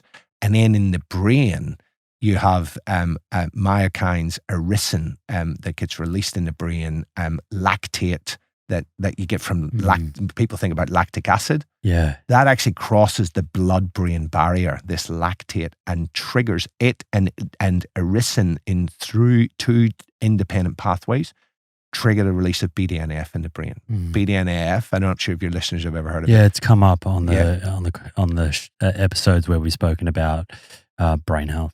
So BDNF is called brain-derived neurotropic factor. What does neurotropic mean? Nerve growth. We know that if you put BDNF on brain cells in the test tube, they grow like crazy, right? It's been called miracle growth of the brain. Like fertilizer. It's fertilizer. There are drug companies all around the world right now trying to synthesize BDNF and get it into a pill form where it can be taken and cross the blood-brain barrier. The first drug company to take a patent out of that, I will sell my businesses, I'll sell my house, and I will pawn my children, and I will buy shares in that company. Until that point, the best source of BDNF is exercise. And it's related to exercise intensity. It's around lactate threshold that BDNF spikes, right? And it's really interesting study that with you put rats or mice in a water maze, and they hate water, right? So they really try very, very hard to get back. If you do prior running wheel, get them on a running wheel, and then you can take little parts of the brain and look at it, and you get higher BDNF. They do better on memory, right? And actually, I thought about this one day. This is one of my hypotheses, right? Why would BDNF be spiked so much around lactate threshold? And then I thought, well, when would you produce lactate back in evolutionary times? Hunting or running away. Right. So your brain makes real sense that your brain would actually release this stuff that goes, remember where this shit is. Even foraging. Foraging, absolutely. Hunting, gathering, right? When you find food, boom, remember where this is. So, or when prey, a lion jumps out to eat, remember where this is, right? So that for me makes sense. And it was corroborated by that rat study that showed that their spatial memory actually improved, right?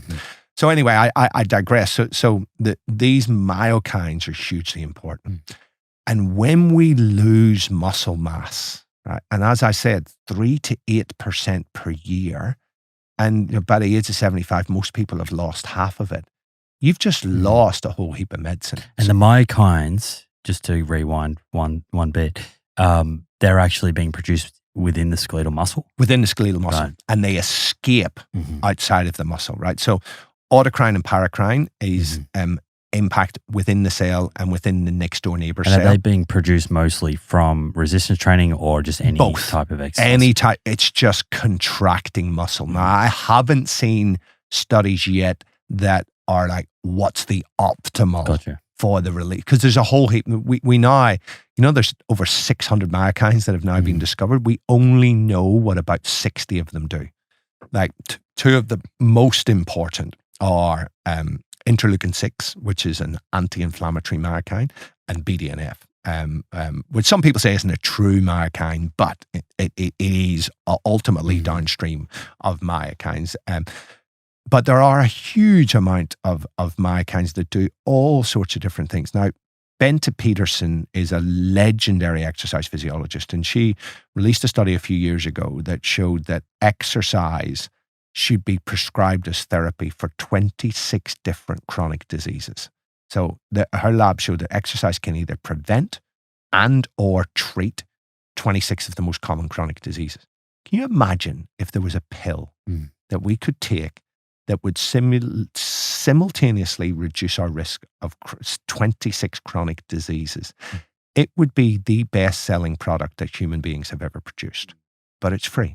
Friends, just a quick intermission to tell you about my brand new recipe book, Plant-Based Ferments, a collection of must-have recipes that will take your fermented food game to the next level, nourishing your microbiome and saving you dollars on your grocery bill at the same time. The soy labneh and homemade kombucha are probably my favorites. I'm often asked by folks in the community how best to support my work. I don't sell much, but if you have been getting value from the show and you want to show your support and improve your gut health, then check out Plant-Based Ferments. It's $12, has a few thousand words I wrote on fermented foods, including some frequently asked questions, and 15 recipes that are professionally shot and styled. To get your copy, head to theproof.com/ferments. When it comes to exercise, there's unique benefits up for grabs from different types of training. Specifically, resistance training, steady state cardiovascular training, and high intensity cardiovascular training, each providing a different and important stimulus that together create a body that's likely to experience better health for longer. But how do we combine all of this? What does a weekly program look like? Who better to ask than exercise physiologist and diabetes educator, Drew Harrisberg. Let's come back to a program. So I think you created the case for the HIIT training. As Rooney said, that high intensity training is going to be what promotes mitochondrial biogenesis. We know that it improves VO2 max. We just spoke about the benefits of that. We also know that that's what, relative to say moderate intensity continuous training, the high intensity training is what causes greater adaptation centrally, so heart and arteries and all of these other aspects of cardiorespiratory fitness. But if we're thinking about a program and we're thinking about also having some moderate intensity continuous training, let's take two scenarios. So let's just take the first scenario is someone listening can put aside 45 minutes of training a day for 5 days a week. That's their allocation to exercise. Yeah. I kind of want to understand, okay, if we think about high intensity, which we've just spoken about, the duration of that is actually not that long to get that minimum effective volume. If we think about the more moderate intensity continuous training, which does take up quite a bit of time, and then you think about strength training, which we haven't even got to, a whole nother episode. Yeah. But if we think about these kind of three main categories, and someone has 45 minutes per day for 5 days a week, they have 2 days off where they don't train, what does their program look like? So going off the guidelines of minutes per week and modalities of training, it's recommended 150 minutes of moderate intensity cardio per week, right? 2.5 hours. 2.5 hours a week. So there are many ways that you can incorporate that into your training. The program that I would see fitting most people, which again, I'd say this is the minimum effective dose. And I know that some people are like, well, I don't even have 45 minutes 5 days a week. This is ideal. So this is for people who really can afford to spend, let's say during the week, all of your weekdays, you're going to find 45 minutes to work out.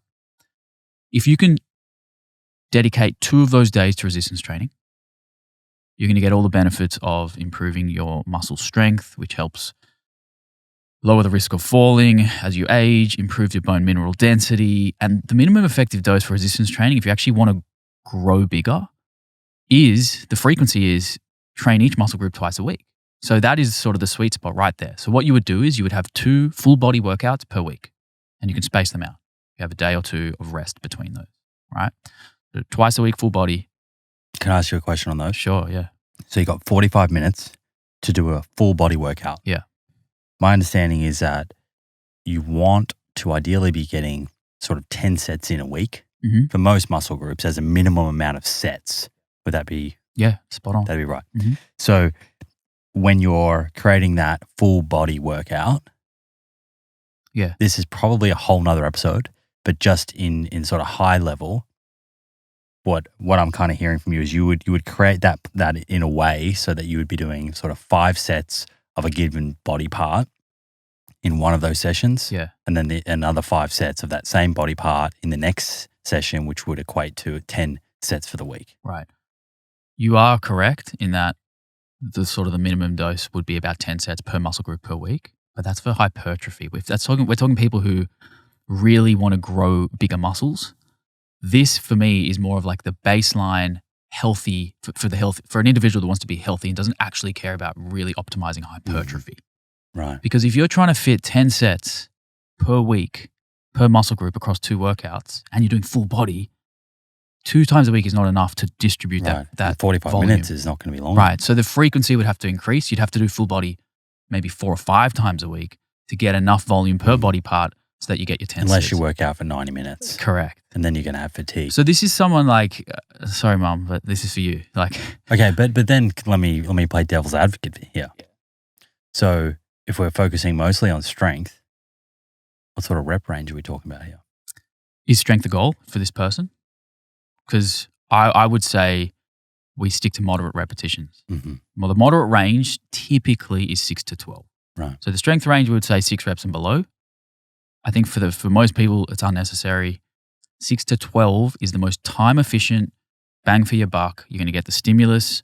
You're going to get low enough reps that you're developing that neural strength pathway, high enough that you get a metabolic stress from the 12 reps. But you're not doing so many reps that from, like, for example, 15 to 30. That would be like a high rep range. So 6 to 12. 6 to 12 reps. But something that would be really important would be the RPE. Yes. So per exercise, we want to be getting at least 3 reps shy of failure, right? So if you're doing a set of 12 squats, but you could have got 20 reps, It's not heavy enough. you're not optimizing the stimulus. So pick a weight or a load that allows you to get within 3 reps of that fail point where your technique sort of goes. That's a fair point to terminate the set. So what I would say is you're probably only going to need to do 2 sets per exercise. We're going to do an exercise for your upper body pushing in both the vertical and horizontal plane, upper body pulling, vertical and horizontal. Then we've got a squat pattern and a hinge pattern. Right. So just to really reinforce that so that people are getting the best bang for their buck. Because if you've got short time, the way I see it is when you go and work out, you want to be getting as much results as you can, right? Right. You know, wring every bit of water out of that towel in that session. Exactly.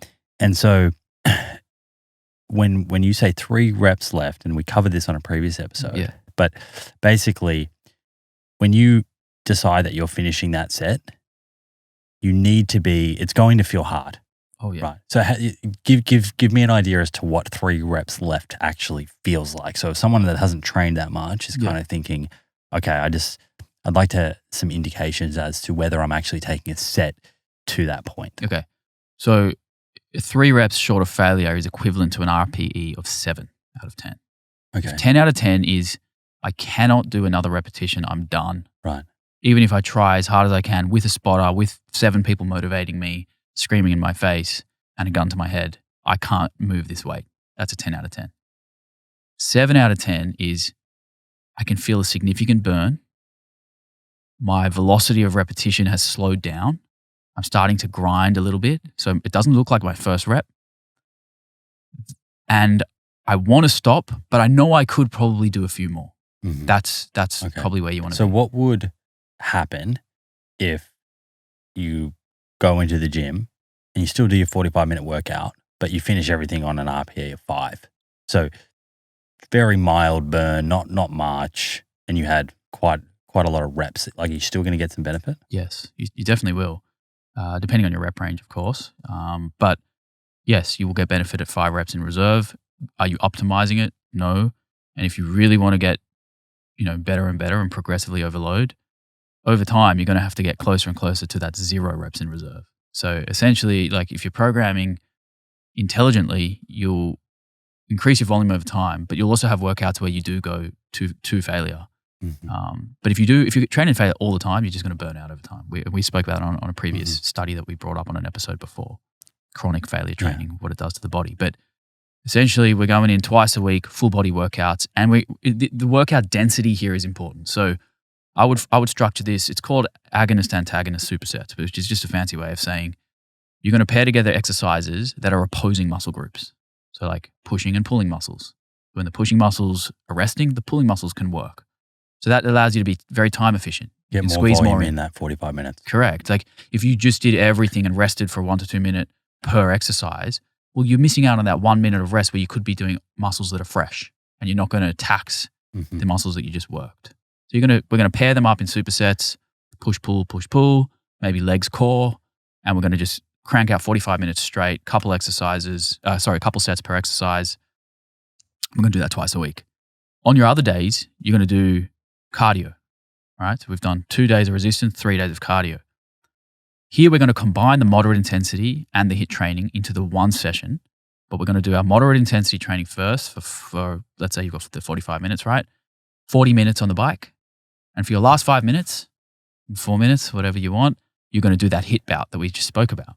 So 40 minutes at moderate, that's at a heart rate that we've also predetermined based off the calculations. At the end of that 40 minutes, it's time to crank up the resistance a bit, increase that RPM if you have to, and try get the heart rate over 85%, hold that for 4 minutes. You can do that 3 times a week. So we've got, it's just alternating days, so resistance, cardio. So you kind of just glossed over the calculation for moderate. Did I? Sorry. Right. But I know we did a presentation on that at the retreat. So it's a hard one to kind of explain in audio. It's almost easier for people to read. Just come to the retreat in October and we'll give you a visual workshop. Well, that is a good way for all of this to kind of be consolidated. But I think what we might do so it can be a bit easier, we can have something in the show notes, or at some point we'll put together a couple scenarios and make it as a resource. Yeah. But for now, just to summarize that, you're saying, so someone has 45 minutes available for 5 days a week. They are looking for wanting to create an exercise program that is for general health and well-being, longevity. So we're going to be working different energy systems and also training different parts of the body. So there'll be these two resistance training sessions a week, which both of them are full body resistance training sessions that go for 45 minutes each. Then on top of that, you have 3 days where you do a moderate intensity continuous training. So that could be sitting on a bike for 40 minutes, heart rate to sort of determine, or heart rate to kind of aim for is going to be roughly 70% of your max heart rate, but we'll provide more accurate calculations for that. 65 to 75, I would say is right. Going to be the sweet spot there. Okay. So that will see you probably land in zone 2. But the other thing that someone could think about there is, can they hold a conversation? Yep. Right. We call that the talk test. Right. And you actually use that in exercise physiology a lot in like cardiac rehab wards. Right. We use that as an intensity regulator. Right. So in that continuous 40 minute on the bike, you should have a bit of a sweat. You're a bit puffy. Yep. You can have a conversation. It's not like you're just sitting down and having a tea. No. But you could still have one. Yeah. And then at the end of each of those, you're going to do a 4-minute HIIT. And if you're really geeky, you can do what we did and get a lactate meter, but that's a whole nother episode. Too far. And I think that might complicate it for this avatar anyway. Yeah, right? Absolutely. I think that's something maybe more for someone who's optimizing for athletic Mind you, we did talk performance. about it with Rooney, so you can check that out as well. But that's scenario 1. Yep. Now, what about someone who has a little bit more time? So they have an hour a day and they only take 1 day off a week. So it's still pretty close to the same time as the first one. It's a little bit bigger. I'm interested if that changes things. It's a little bit longer. I mean, I'm interested if that changes things in terms of programming for this person. Yeah, I think that we now have an extra day to do a third resistance training workout. I've always liked that 2 to 3 times a week for resistance training as a sweet spot.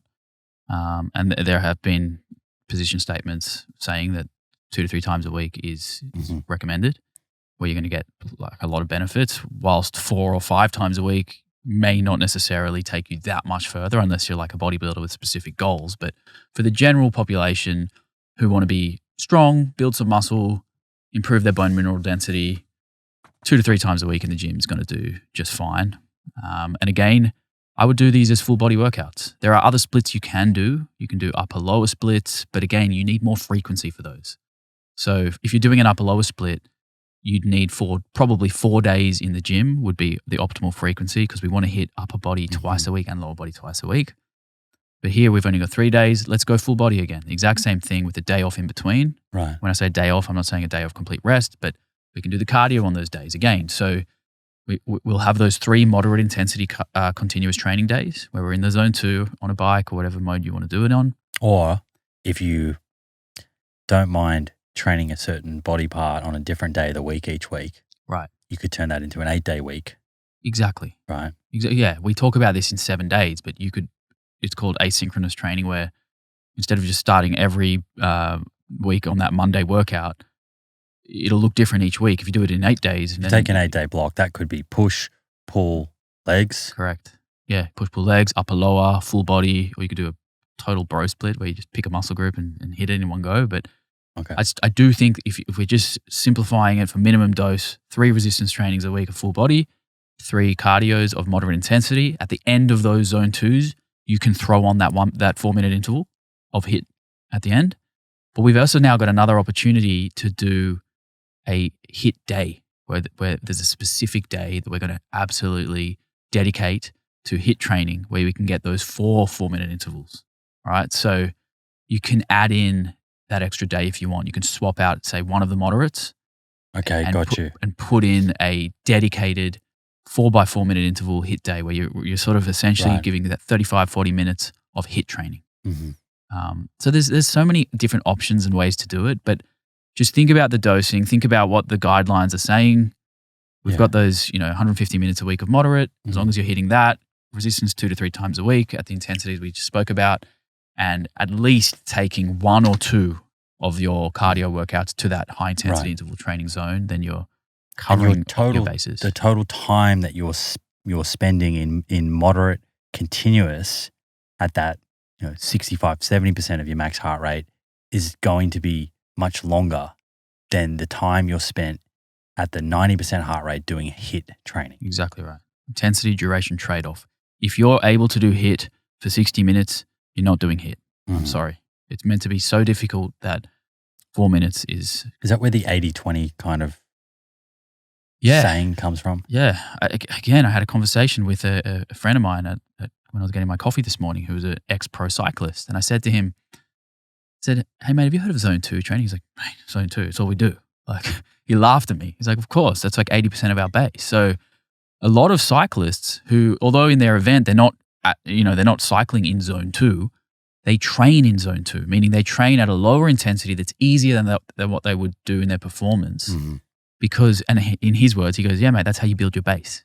Right. So, and when they say build their base, that's how you shift your lactate threshold up. Right. So they're talking about aerobic base, so that threshold where you start to produce lactate, which is very fatiguing, is pushed up. So you can do more power yes. for a given amount of lactate. Exactly right. Yeah, perfect way to put it.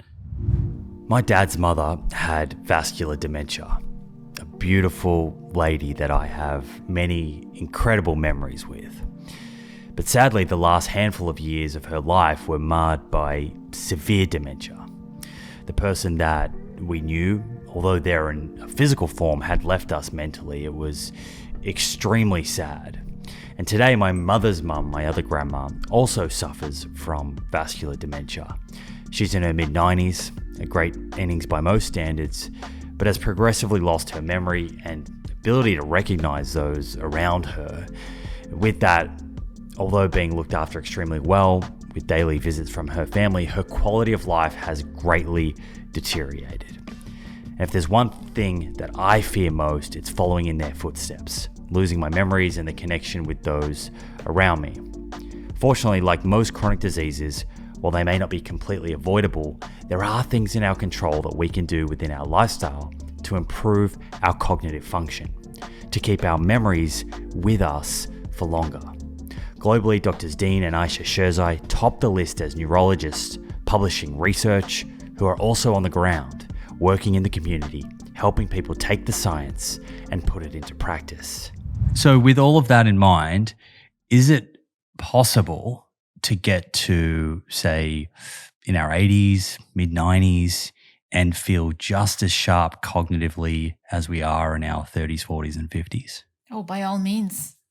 I'm going to jump in and say yes. And that's not just an opinion, and we have tremendous evidence for that, both from mechanistic studies and from population studies and different lines of research showing that when people adopt a healthy lifestyle, which, by definition, I mean, it's a variation of the same theme, but a healthy lifestyle can definitely provide, instances for the brain and for the body to repair itself and to function at its peak.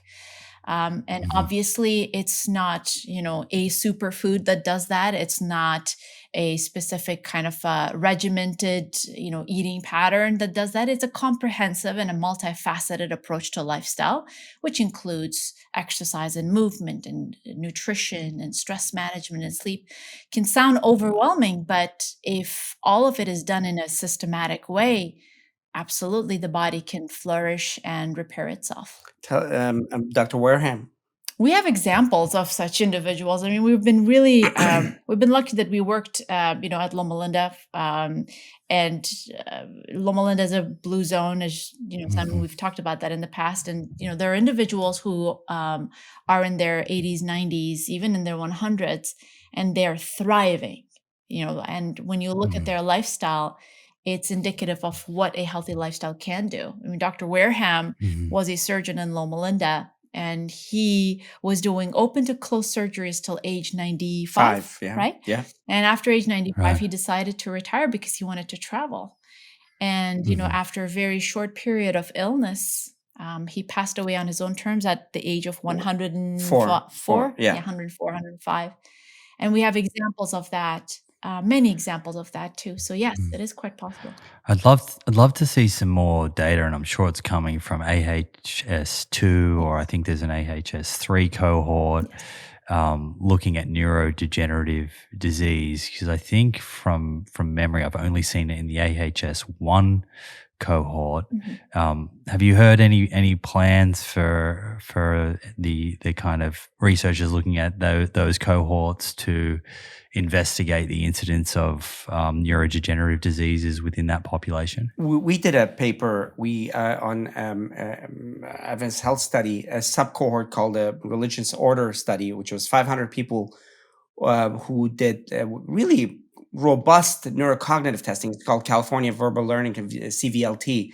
Very robust cognitive test. A lot of times when you see these studies and you look at their cognitive testing, it's like one little clock drawing or something. No, this was a really robust cognitive testing. 500 people. There's an abstract. If people look at the abstract, it hasn't been published, but it's the abstract. And we saw cognition across the nutrition from vegan, vegetarian, pescatarian, and omnivore. So across those domains, just like that, across those lifestyles, you saw the ones that ate more plants had better cognition than those who had less, and so on and so forth. So there's already some data, an abstract that actually demonstrated that.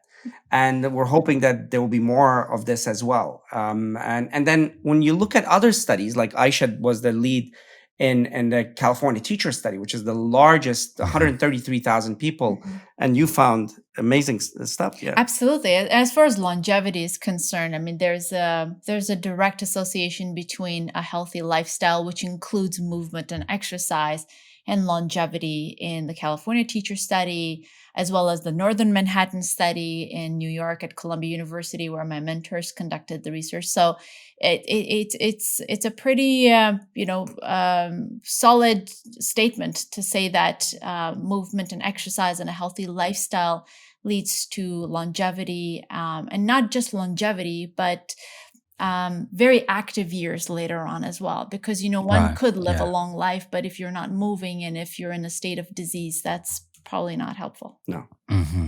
No, we want to kind of have an increase in years, high quality years, and not be frail but still enjoying our time. I think we're all on the same page there.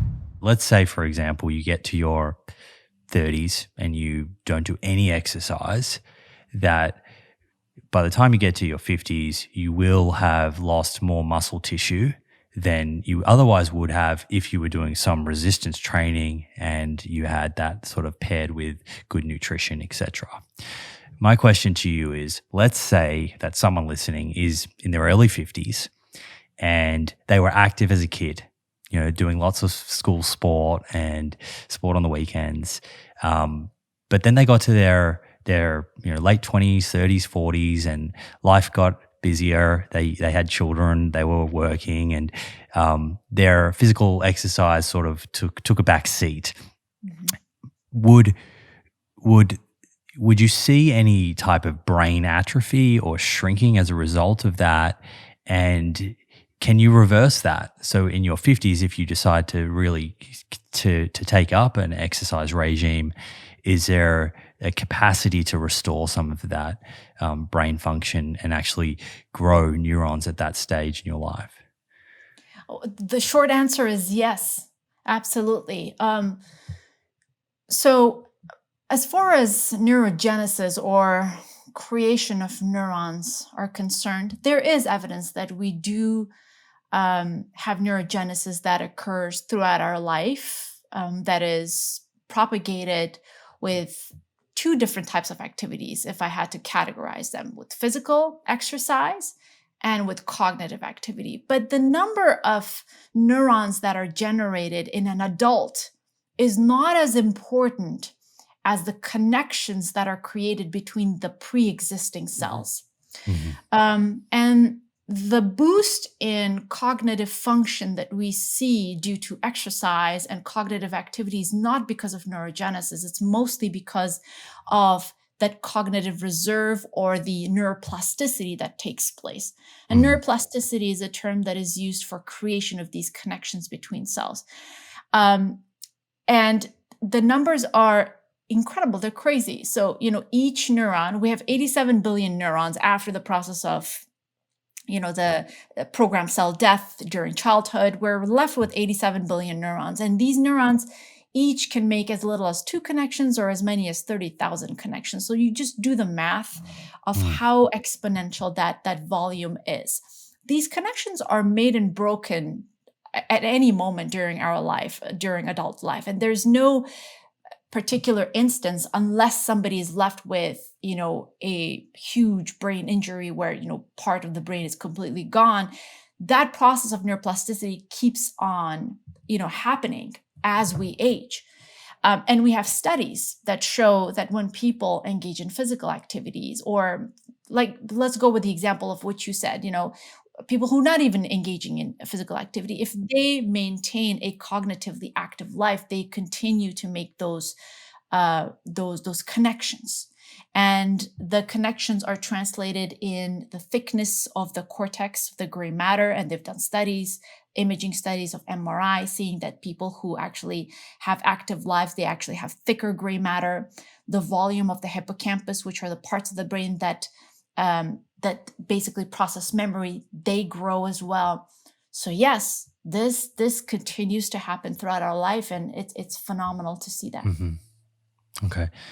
And if we don't do any exercise, what happens to the brain? Have we kind of looked under the hood of someone who's had a life of living a sedentary kind of lifestyle? Sedentary lifestyle can definitely be one of the main reasons for brain shrinkage. Right. We've just like you gave an example of how muscles grow during an physically active lifestyle, but then they atrophy when somebody's sedentary. Same thing happens in the brain. Obviously, there's some other factors that maintain neuroplasticity as well, but physical activity is an enormous boost for creation of those connections. Right. And it's because of the release of very important growth factors during physical activity, like brain-derived neurotrophic factor, that essentially promotes the growth of the connections between the cells and also better blood flow to the brain, providing more oxygen, et cetera. And, there have been multiple studies that have looked at, individuals who are prone for having cognitive impairment and brain atrophy. Mild cognitive impairment is a stage. It's a pre-dementia stage where there is profound atrophy of the brain and there is abnormalities in specific domains of cognition, primarily memory.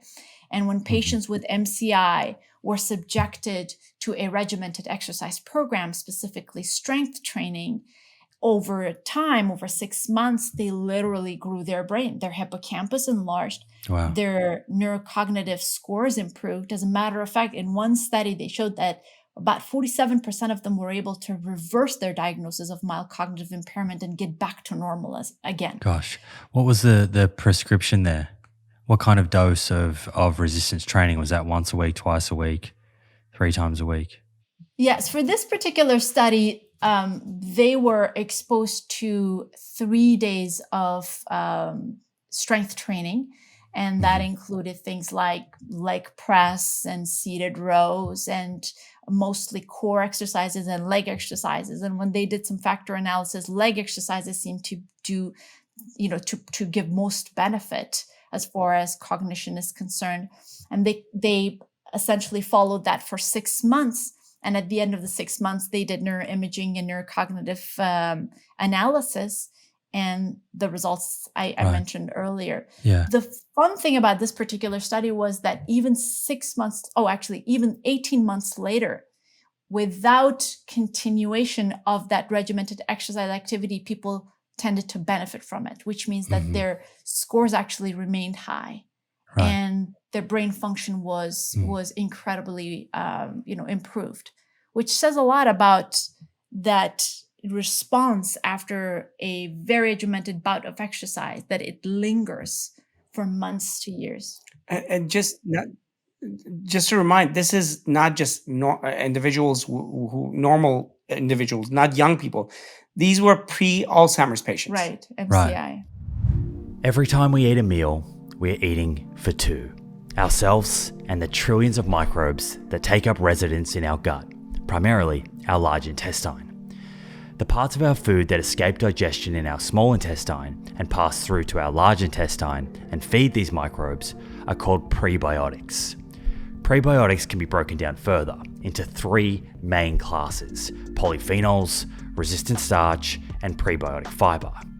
A recent randomized controlled trial came out that suggests resistant starch may be particularly important in lowering our risk of various gastrointestinal cancers. I've got one study that won't take me too long to whip through. This is actually hot off the press. It's actually a very long-term study. There's been results published over a few different years looking at different things. Really, really interesting. This latest study was reporting on the effects of resistant starch on the development of cancer. So resistant starch, just to kind of refresh everyone's mind, is a type of carbohydrate that is not digested by us, passes through to the large intestine, and is digested by the microbes. And for that reason, resistant starch is considered a prebiotic. Just like polyphenols, well, most polyphenols are also prebiotic in nature, and prebiotic fiber. So if you think about prebiotics, the way I like to think about it is that prebiotics is an umbrella term, and underneath that, you have these 3 classes: polyphenols, prebiotic fiber like inulin, and then resistant starch. And some folks may have heard about potatoes. If you cook them and then you cool them, you actually increase the amount of resistant starch in them. It's a neat little trick. Anyway, so this was a randomized controlled trial back, I think, 1996 it started. And it was looking at almost 1,000 people who had a syndrome called Lynch syndrome. And this is a hereditary condition that predisposes you to developing colorectal cancer and a bunch of other types of cancer. So a really interesting group of people to study to see if you give them something, can you reduce their risk of developing this cancer that they are much more likely to develop than the average person. And they were interested in, there were some hypotheses about resistant starch and the effect that it might have on the development of colorectal cancer.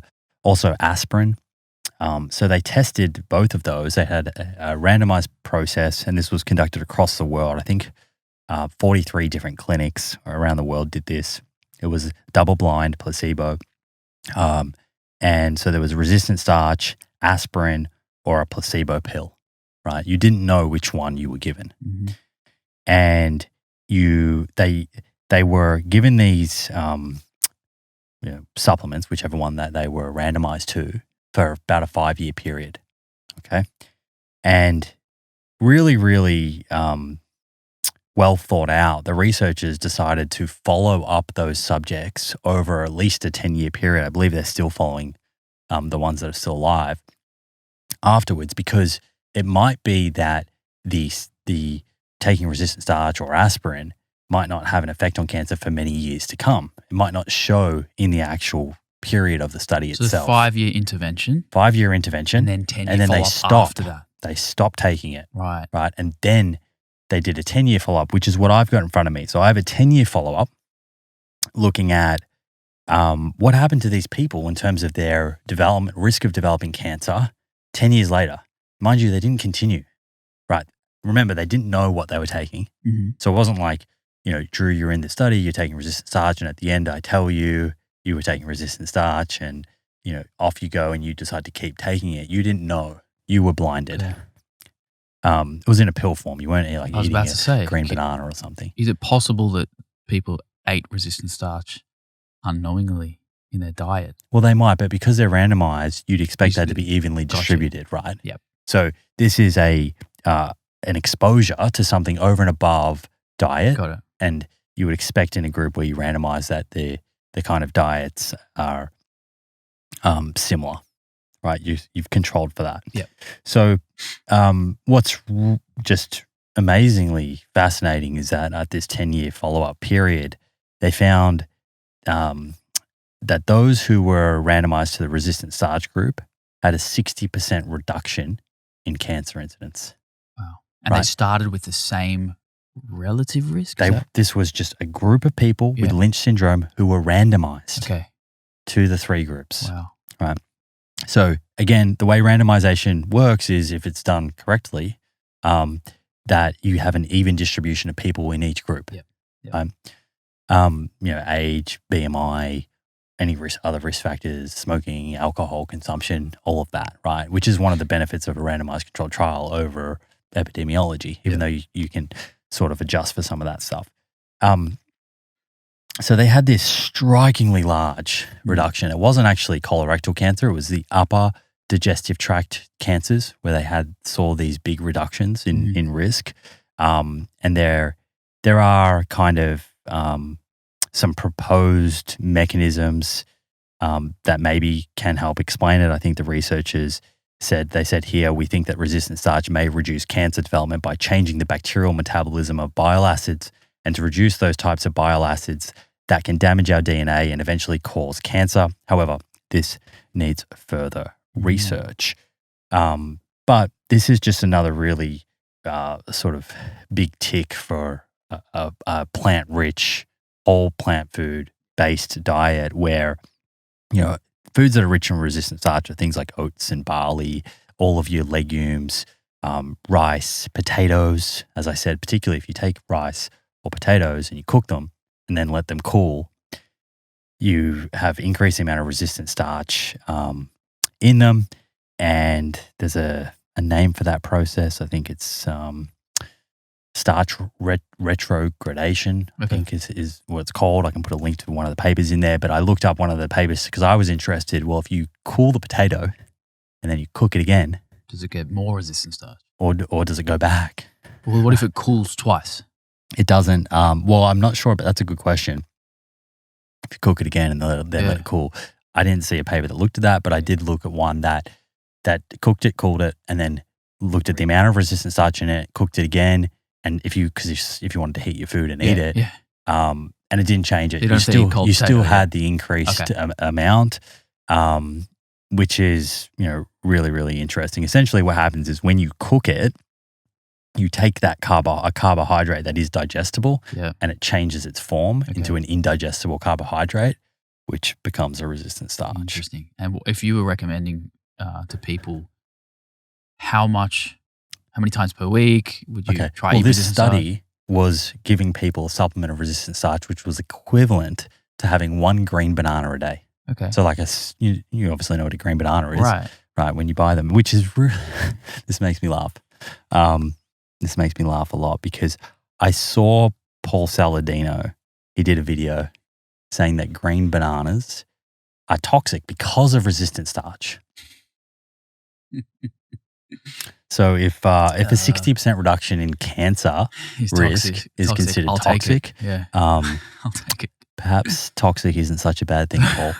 Oh God, that is quite funny. So a green banana a day. All right, that's not that much. Like if you think about it, and it doesn't have to be from anyone green who's banana, eating it a can be whole from- food plant-based diet You're is getting that much resistant starch because oats, barley, rice, all of your legumes, these are all providing resistant starch. What if they're not cooled though?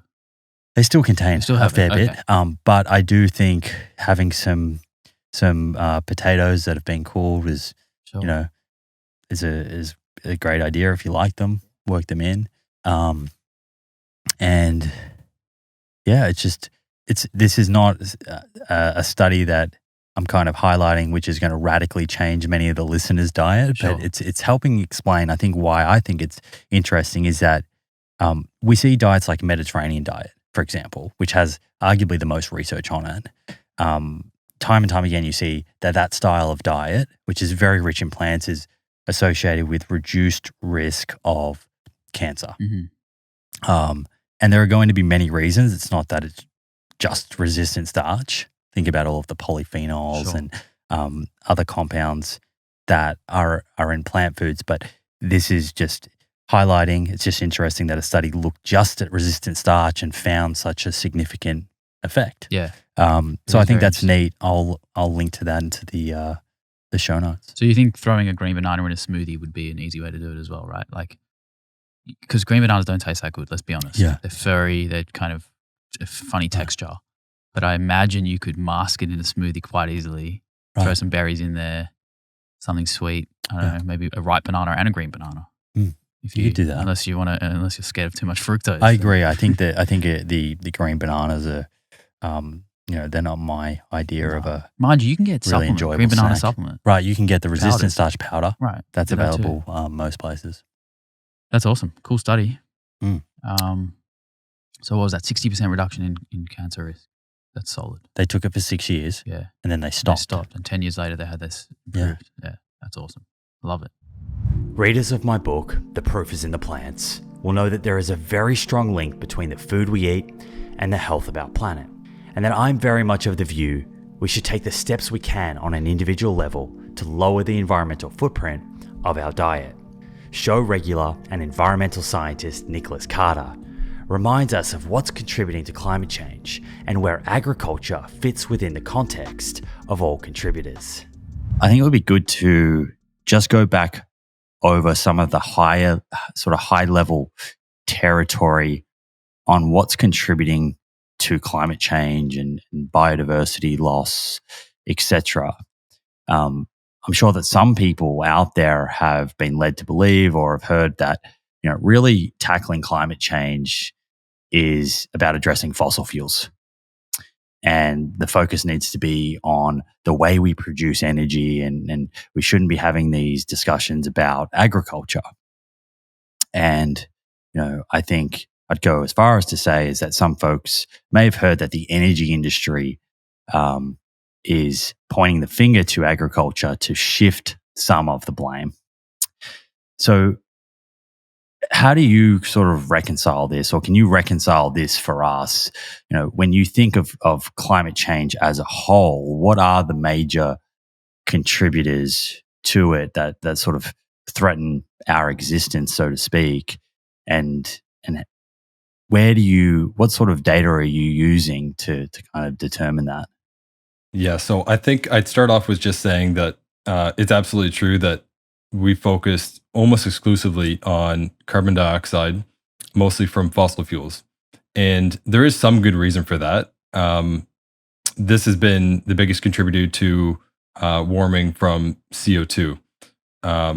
And this has happened since industrialization for over 100 years. And we've seen a huge spike in increase in warming since that.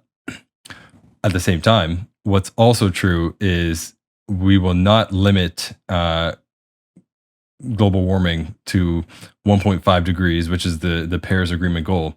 1.5 degrees, the limit of warming since industrialization, without addressing other sectors too. And then the next sector that needs to be addressed here is by far agriculture. Now, this is just focusing like the topic on CO2. So on CO2 alone, agriculture is very, very important to address. But I think what kind of led me to, focus my career, focus everything, all my work time on agriculture and food systems was not just that, but looking at the wider ecological impacts, looking at the different metrics of other ways we're doing damage to the planet.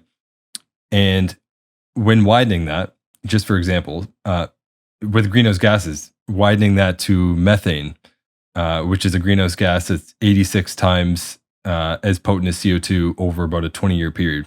So it's kind of like a live fast, die young type greenhouse gas, but it's very potent. And there's benefits in addressing that. If you address that very quickly, you see atmospheric effects very quickly. Where with CO2, we need to also bring that to as close to zero as possible. We're not going to see atmospheric effects for 100 years plus, because that's how long it lasts in the atmosphere. So widening that lens beyond just CO2 from energy is very important for other reasons too. So can I ask you a question on that? Yeah. So the point that you're making there, just to clarify, is that methane is a significant opportunity with regards to addressing climate change and the warming of the planet. And you're alluding to the fact that the majority of methane that we're producing is coming from agriculture. So about 40% of all human-caused methane comes directly from agriculture. More than 90% of that figure comes from ruminants and manure from farmed animals. A little bit also from rice, but a very small amount. So yeah, I'm alluding to that. There is like a close second. Like there is a number of methane sources from fossil fuels as well, namely natural gas produces a lot. So this is not like an either or thing. We need to address both, but agriculture is the number one source. One question I often get is whether or not fish is healthy. The data suggests that fish, particularly fatty fish, is likely beneficial, at least in comparison to red and white meat. Whether or not a healthy whole food plant-based diet would be better or worse with a piece or two of fatty fish a week is not really understood. But there is more to consider here. The environment. Dr. David Jenkins explains why even if fish are beneficial, the advantage is likely very small, and long-chain omega-3s can be sourced more sustainably from algae. There may be a fish effect, and it may be positive. But even if we do find it, then I do think we've got we're talking about a fatty acid. We should be looking at the algal sources. We should be looking at the plant-based sources, because quite frankly, the disaster in the oceans is enormous. It is said that we will have no fish, so-called stocks, by 2050. That was before we started getting the accelerated global warming we're getting now. I mean, we've already seen the destruction of the Great Barrier Reef, which I think any Australian will know about, and the rest of the world should know about. We're seeing the destruction, and even they're trying to renew it and rejuvenate it, but it's a great difficulty. We are having great difficulty with the seas. We've overfished the East Coast cod in Canada. It hasn't returned. It has not. 20 years later, it's not returned. So we are damaging the seas, and I think before we look for a small advantage, a small, somewhat nebulous advantage that we can get with something like fish oil, we've got to be very careful. Gathering information is a critical step in one's quest to live better for longer. Putting that information into action is another, and perhaps the step that us humans find most difficult. How can we implement our learnings, build better habits, and develop a lifestyle that's serving us better? Let's bring Fritz Horstmann back to help explore this. We were speaking about habits there. Is that the kind of most critical piece, you think, for folks that are in your program and sort of looking at who succeeds and perhaps those who aren't able to adhere to it? How much insight do you sort of have there with regards to how impactful that home environment and social environment is in terms of them being able to stick to it versus, say, other factors that you think are really important for developing these habits? It's a good question. I think I can definitely say that the people who are the most successful, they have a very supportive environment. So either they have a supportive family or they are single and they just can set everything up the way they want.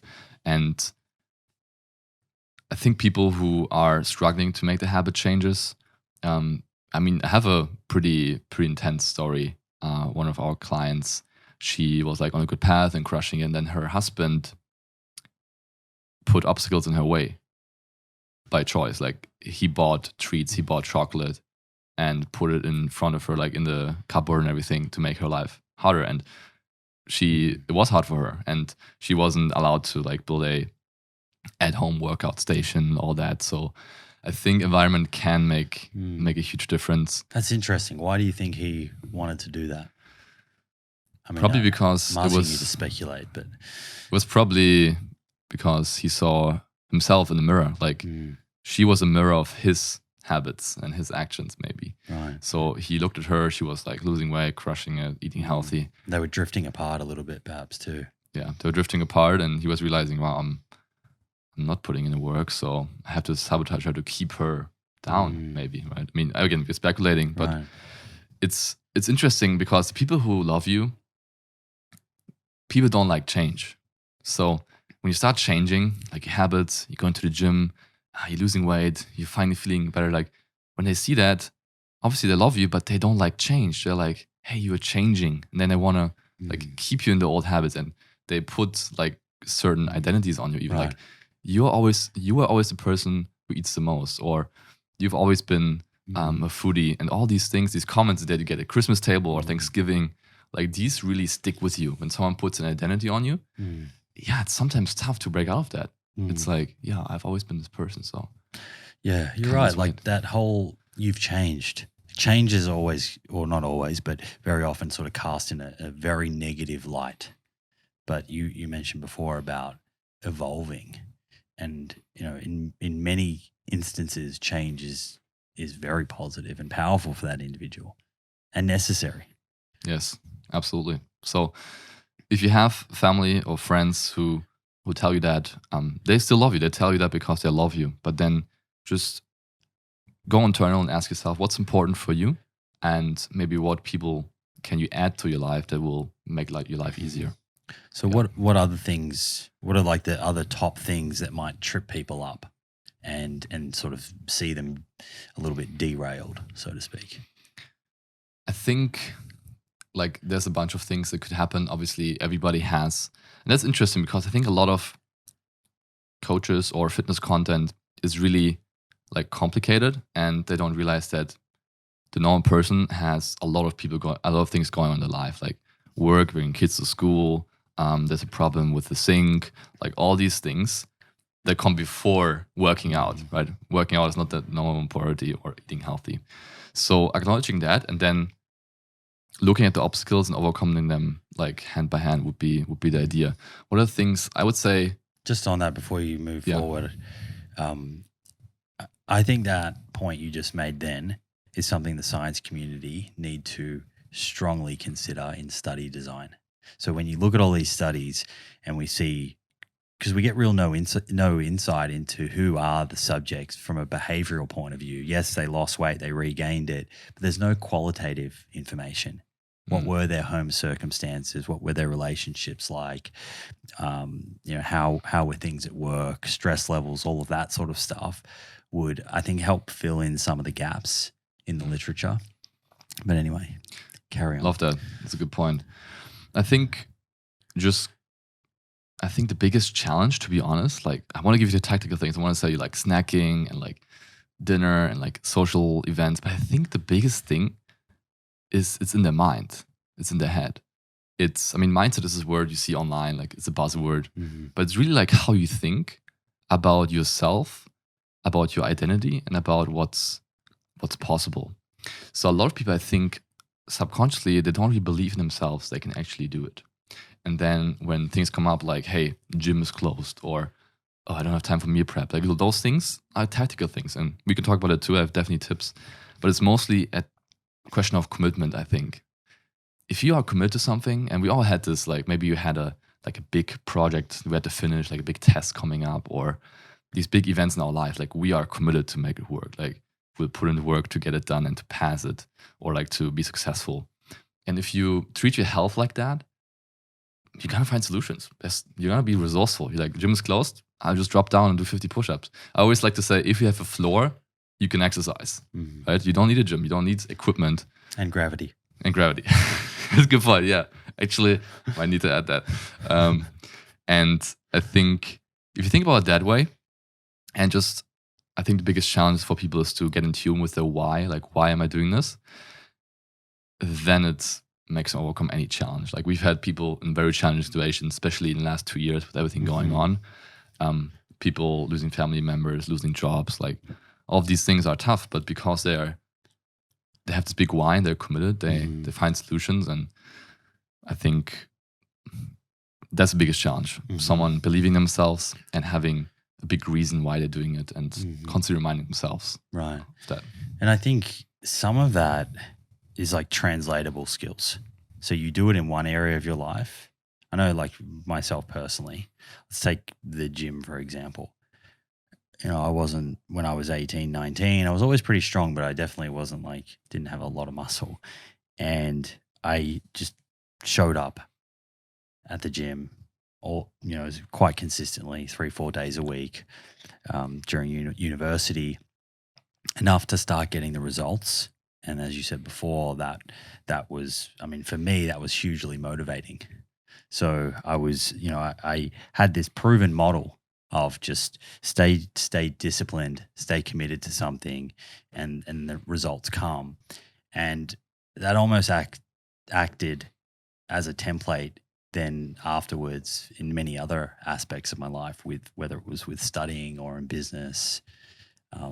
So it can actually be quite a powerful sort of life learning experience.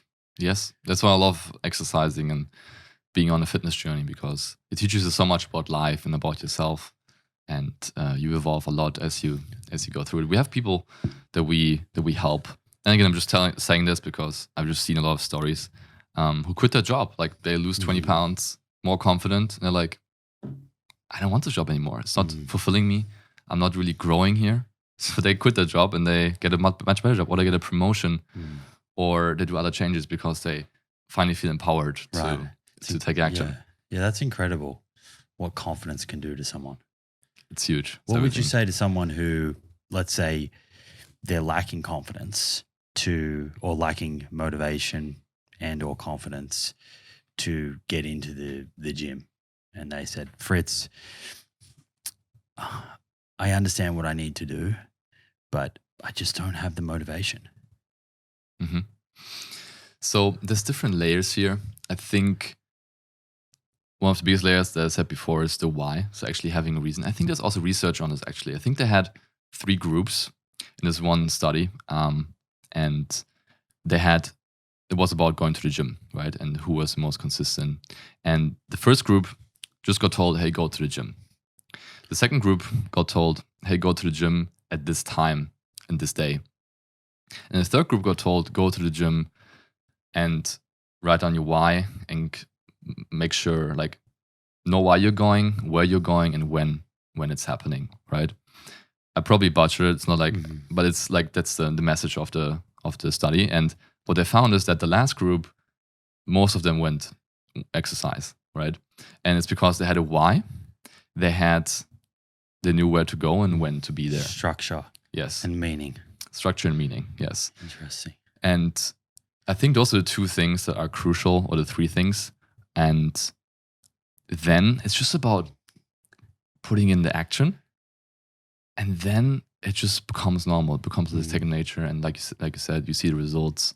So when someone tells me, hey, I don't feel motivated to go to the gym, then we first look at, okay, why is this important to you? And that's like an exercise that may be interesting for listener to try as well. It's called the 7 levels of why. And it's an easy exercise. You just ask yourself, what's my goal? And then you ask why 7 times. Mm-hmm. And as you can imagine, it gets really deep. Like it starts with, hey, I want to lose weight because I want to be confident. Mm-hmm. Why do you want to be confident? Because I want to find a partner for life. I want to have a good love life. Why do you want a good love life? And then it's like, it gets very deep and you build like a connection to your why. And it's not just a superficial trying to be healthy, which is a great reason, but why? Like what's it doing for you? And then it creates this root motivation that helps you weather the storm of gym being closed, not having time, kids screaming. You're like, okay, I want to do this because of this, and it doesn't matter what obstacles come up. Do you ever get people who perhaps just have an aversion to going to the gym? They're just a little bit, lacking self-confidence, worried that people are looking at them. Yes, 100%. So we have that. People don't like being in that environment, people looking at them. So there's always easy solutions. You can always work out from home, no problem. You can definitely see as great result as well from home, especially with everything happened the past 2 years. I still remember the day everything started, with everything being closed down and everything. We had to create like home workout plans for all of our clients, like overnight. I was like, this is going to be fun. But then we really mastered it. So we learned that home workouts can be as effective as gym workouts. So if you listen to this and you don't like going to gym, or it's tough to put in your schedule, start from home. Get some momentum going from home, just with your body weight, maybe some bands, maybe some dumbbells. And then you build a confidence and you're like, hey, I actually see muscle, I see progress. You can still progress to the gym. I think not everybody has to go to the gym. It can be preference. Yeah. Yeah. And it can also provide, for me, it provides a lot of structure, kind of anchors my days.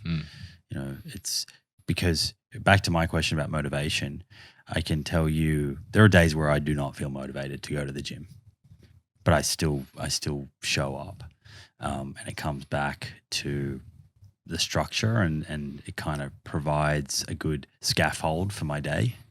And I know that I just feel better and I'm more productive, but then it also taps into, I guess, what's the deeper meaning behind why I'm doing it. I actually like that you say that, because I think James Clear talks about this as well, that sometimes it's just about showing up, right? It's like, set the goal for yourself to just step your foot in the gym, maybe do the first exercise on your plan. And then you can leave after, like no problem. But then once you're there, I actually had this yesterday. I was on a scooter. I was like, damn, it's a tough workout day. I actually had it today. Tough workout day, busy day ahead. I don't really want to do this, like deadlifts on the plan. Right. And I was like, I'm just going to drive there and see what happens, right?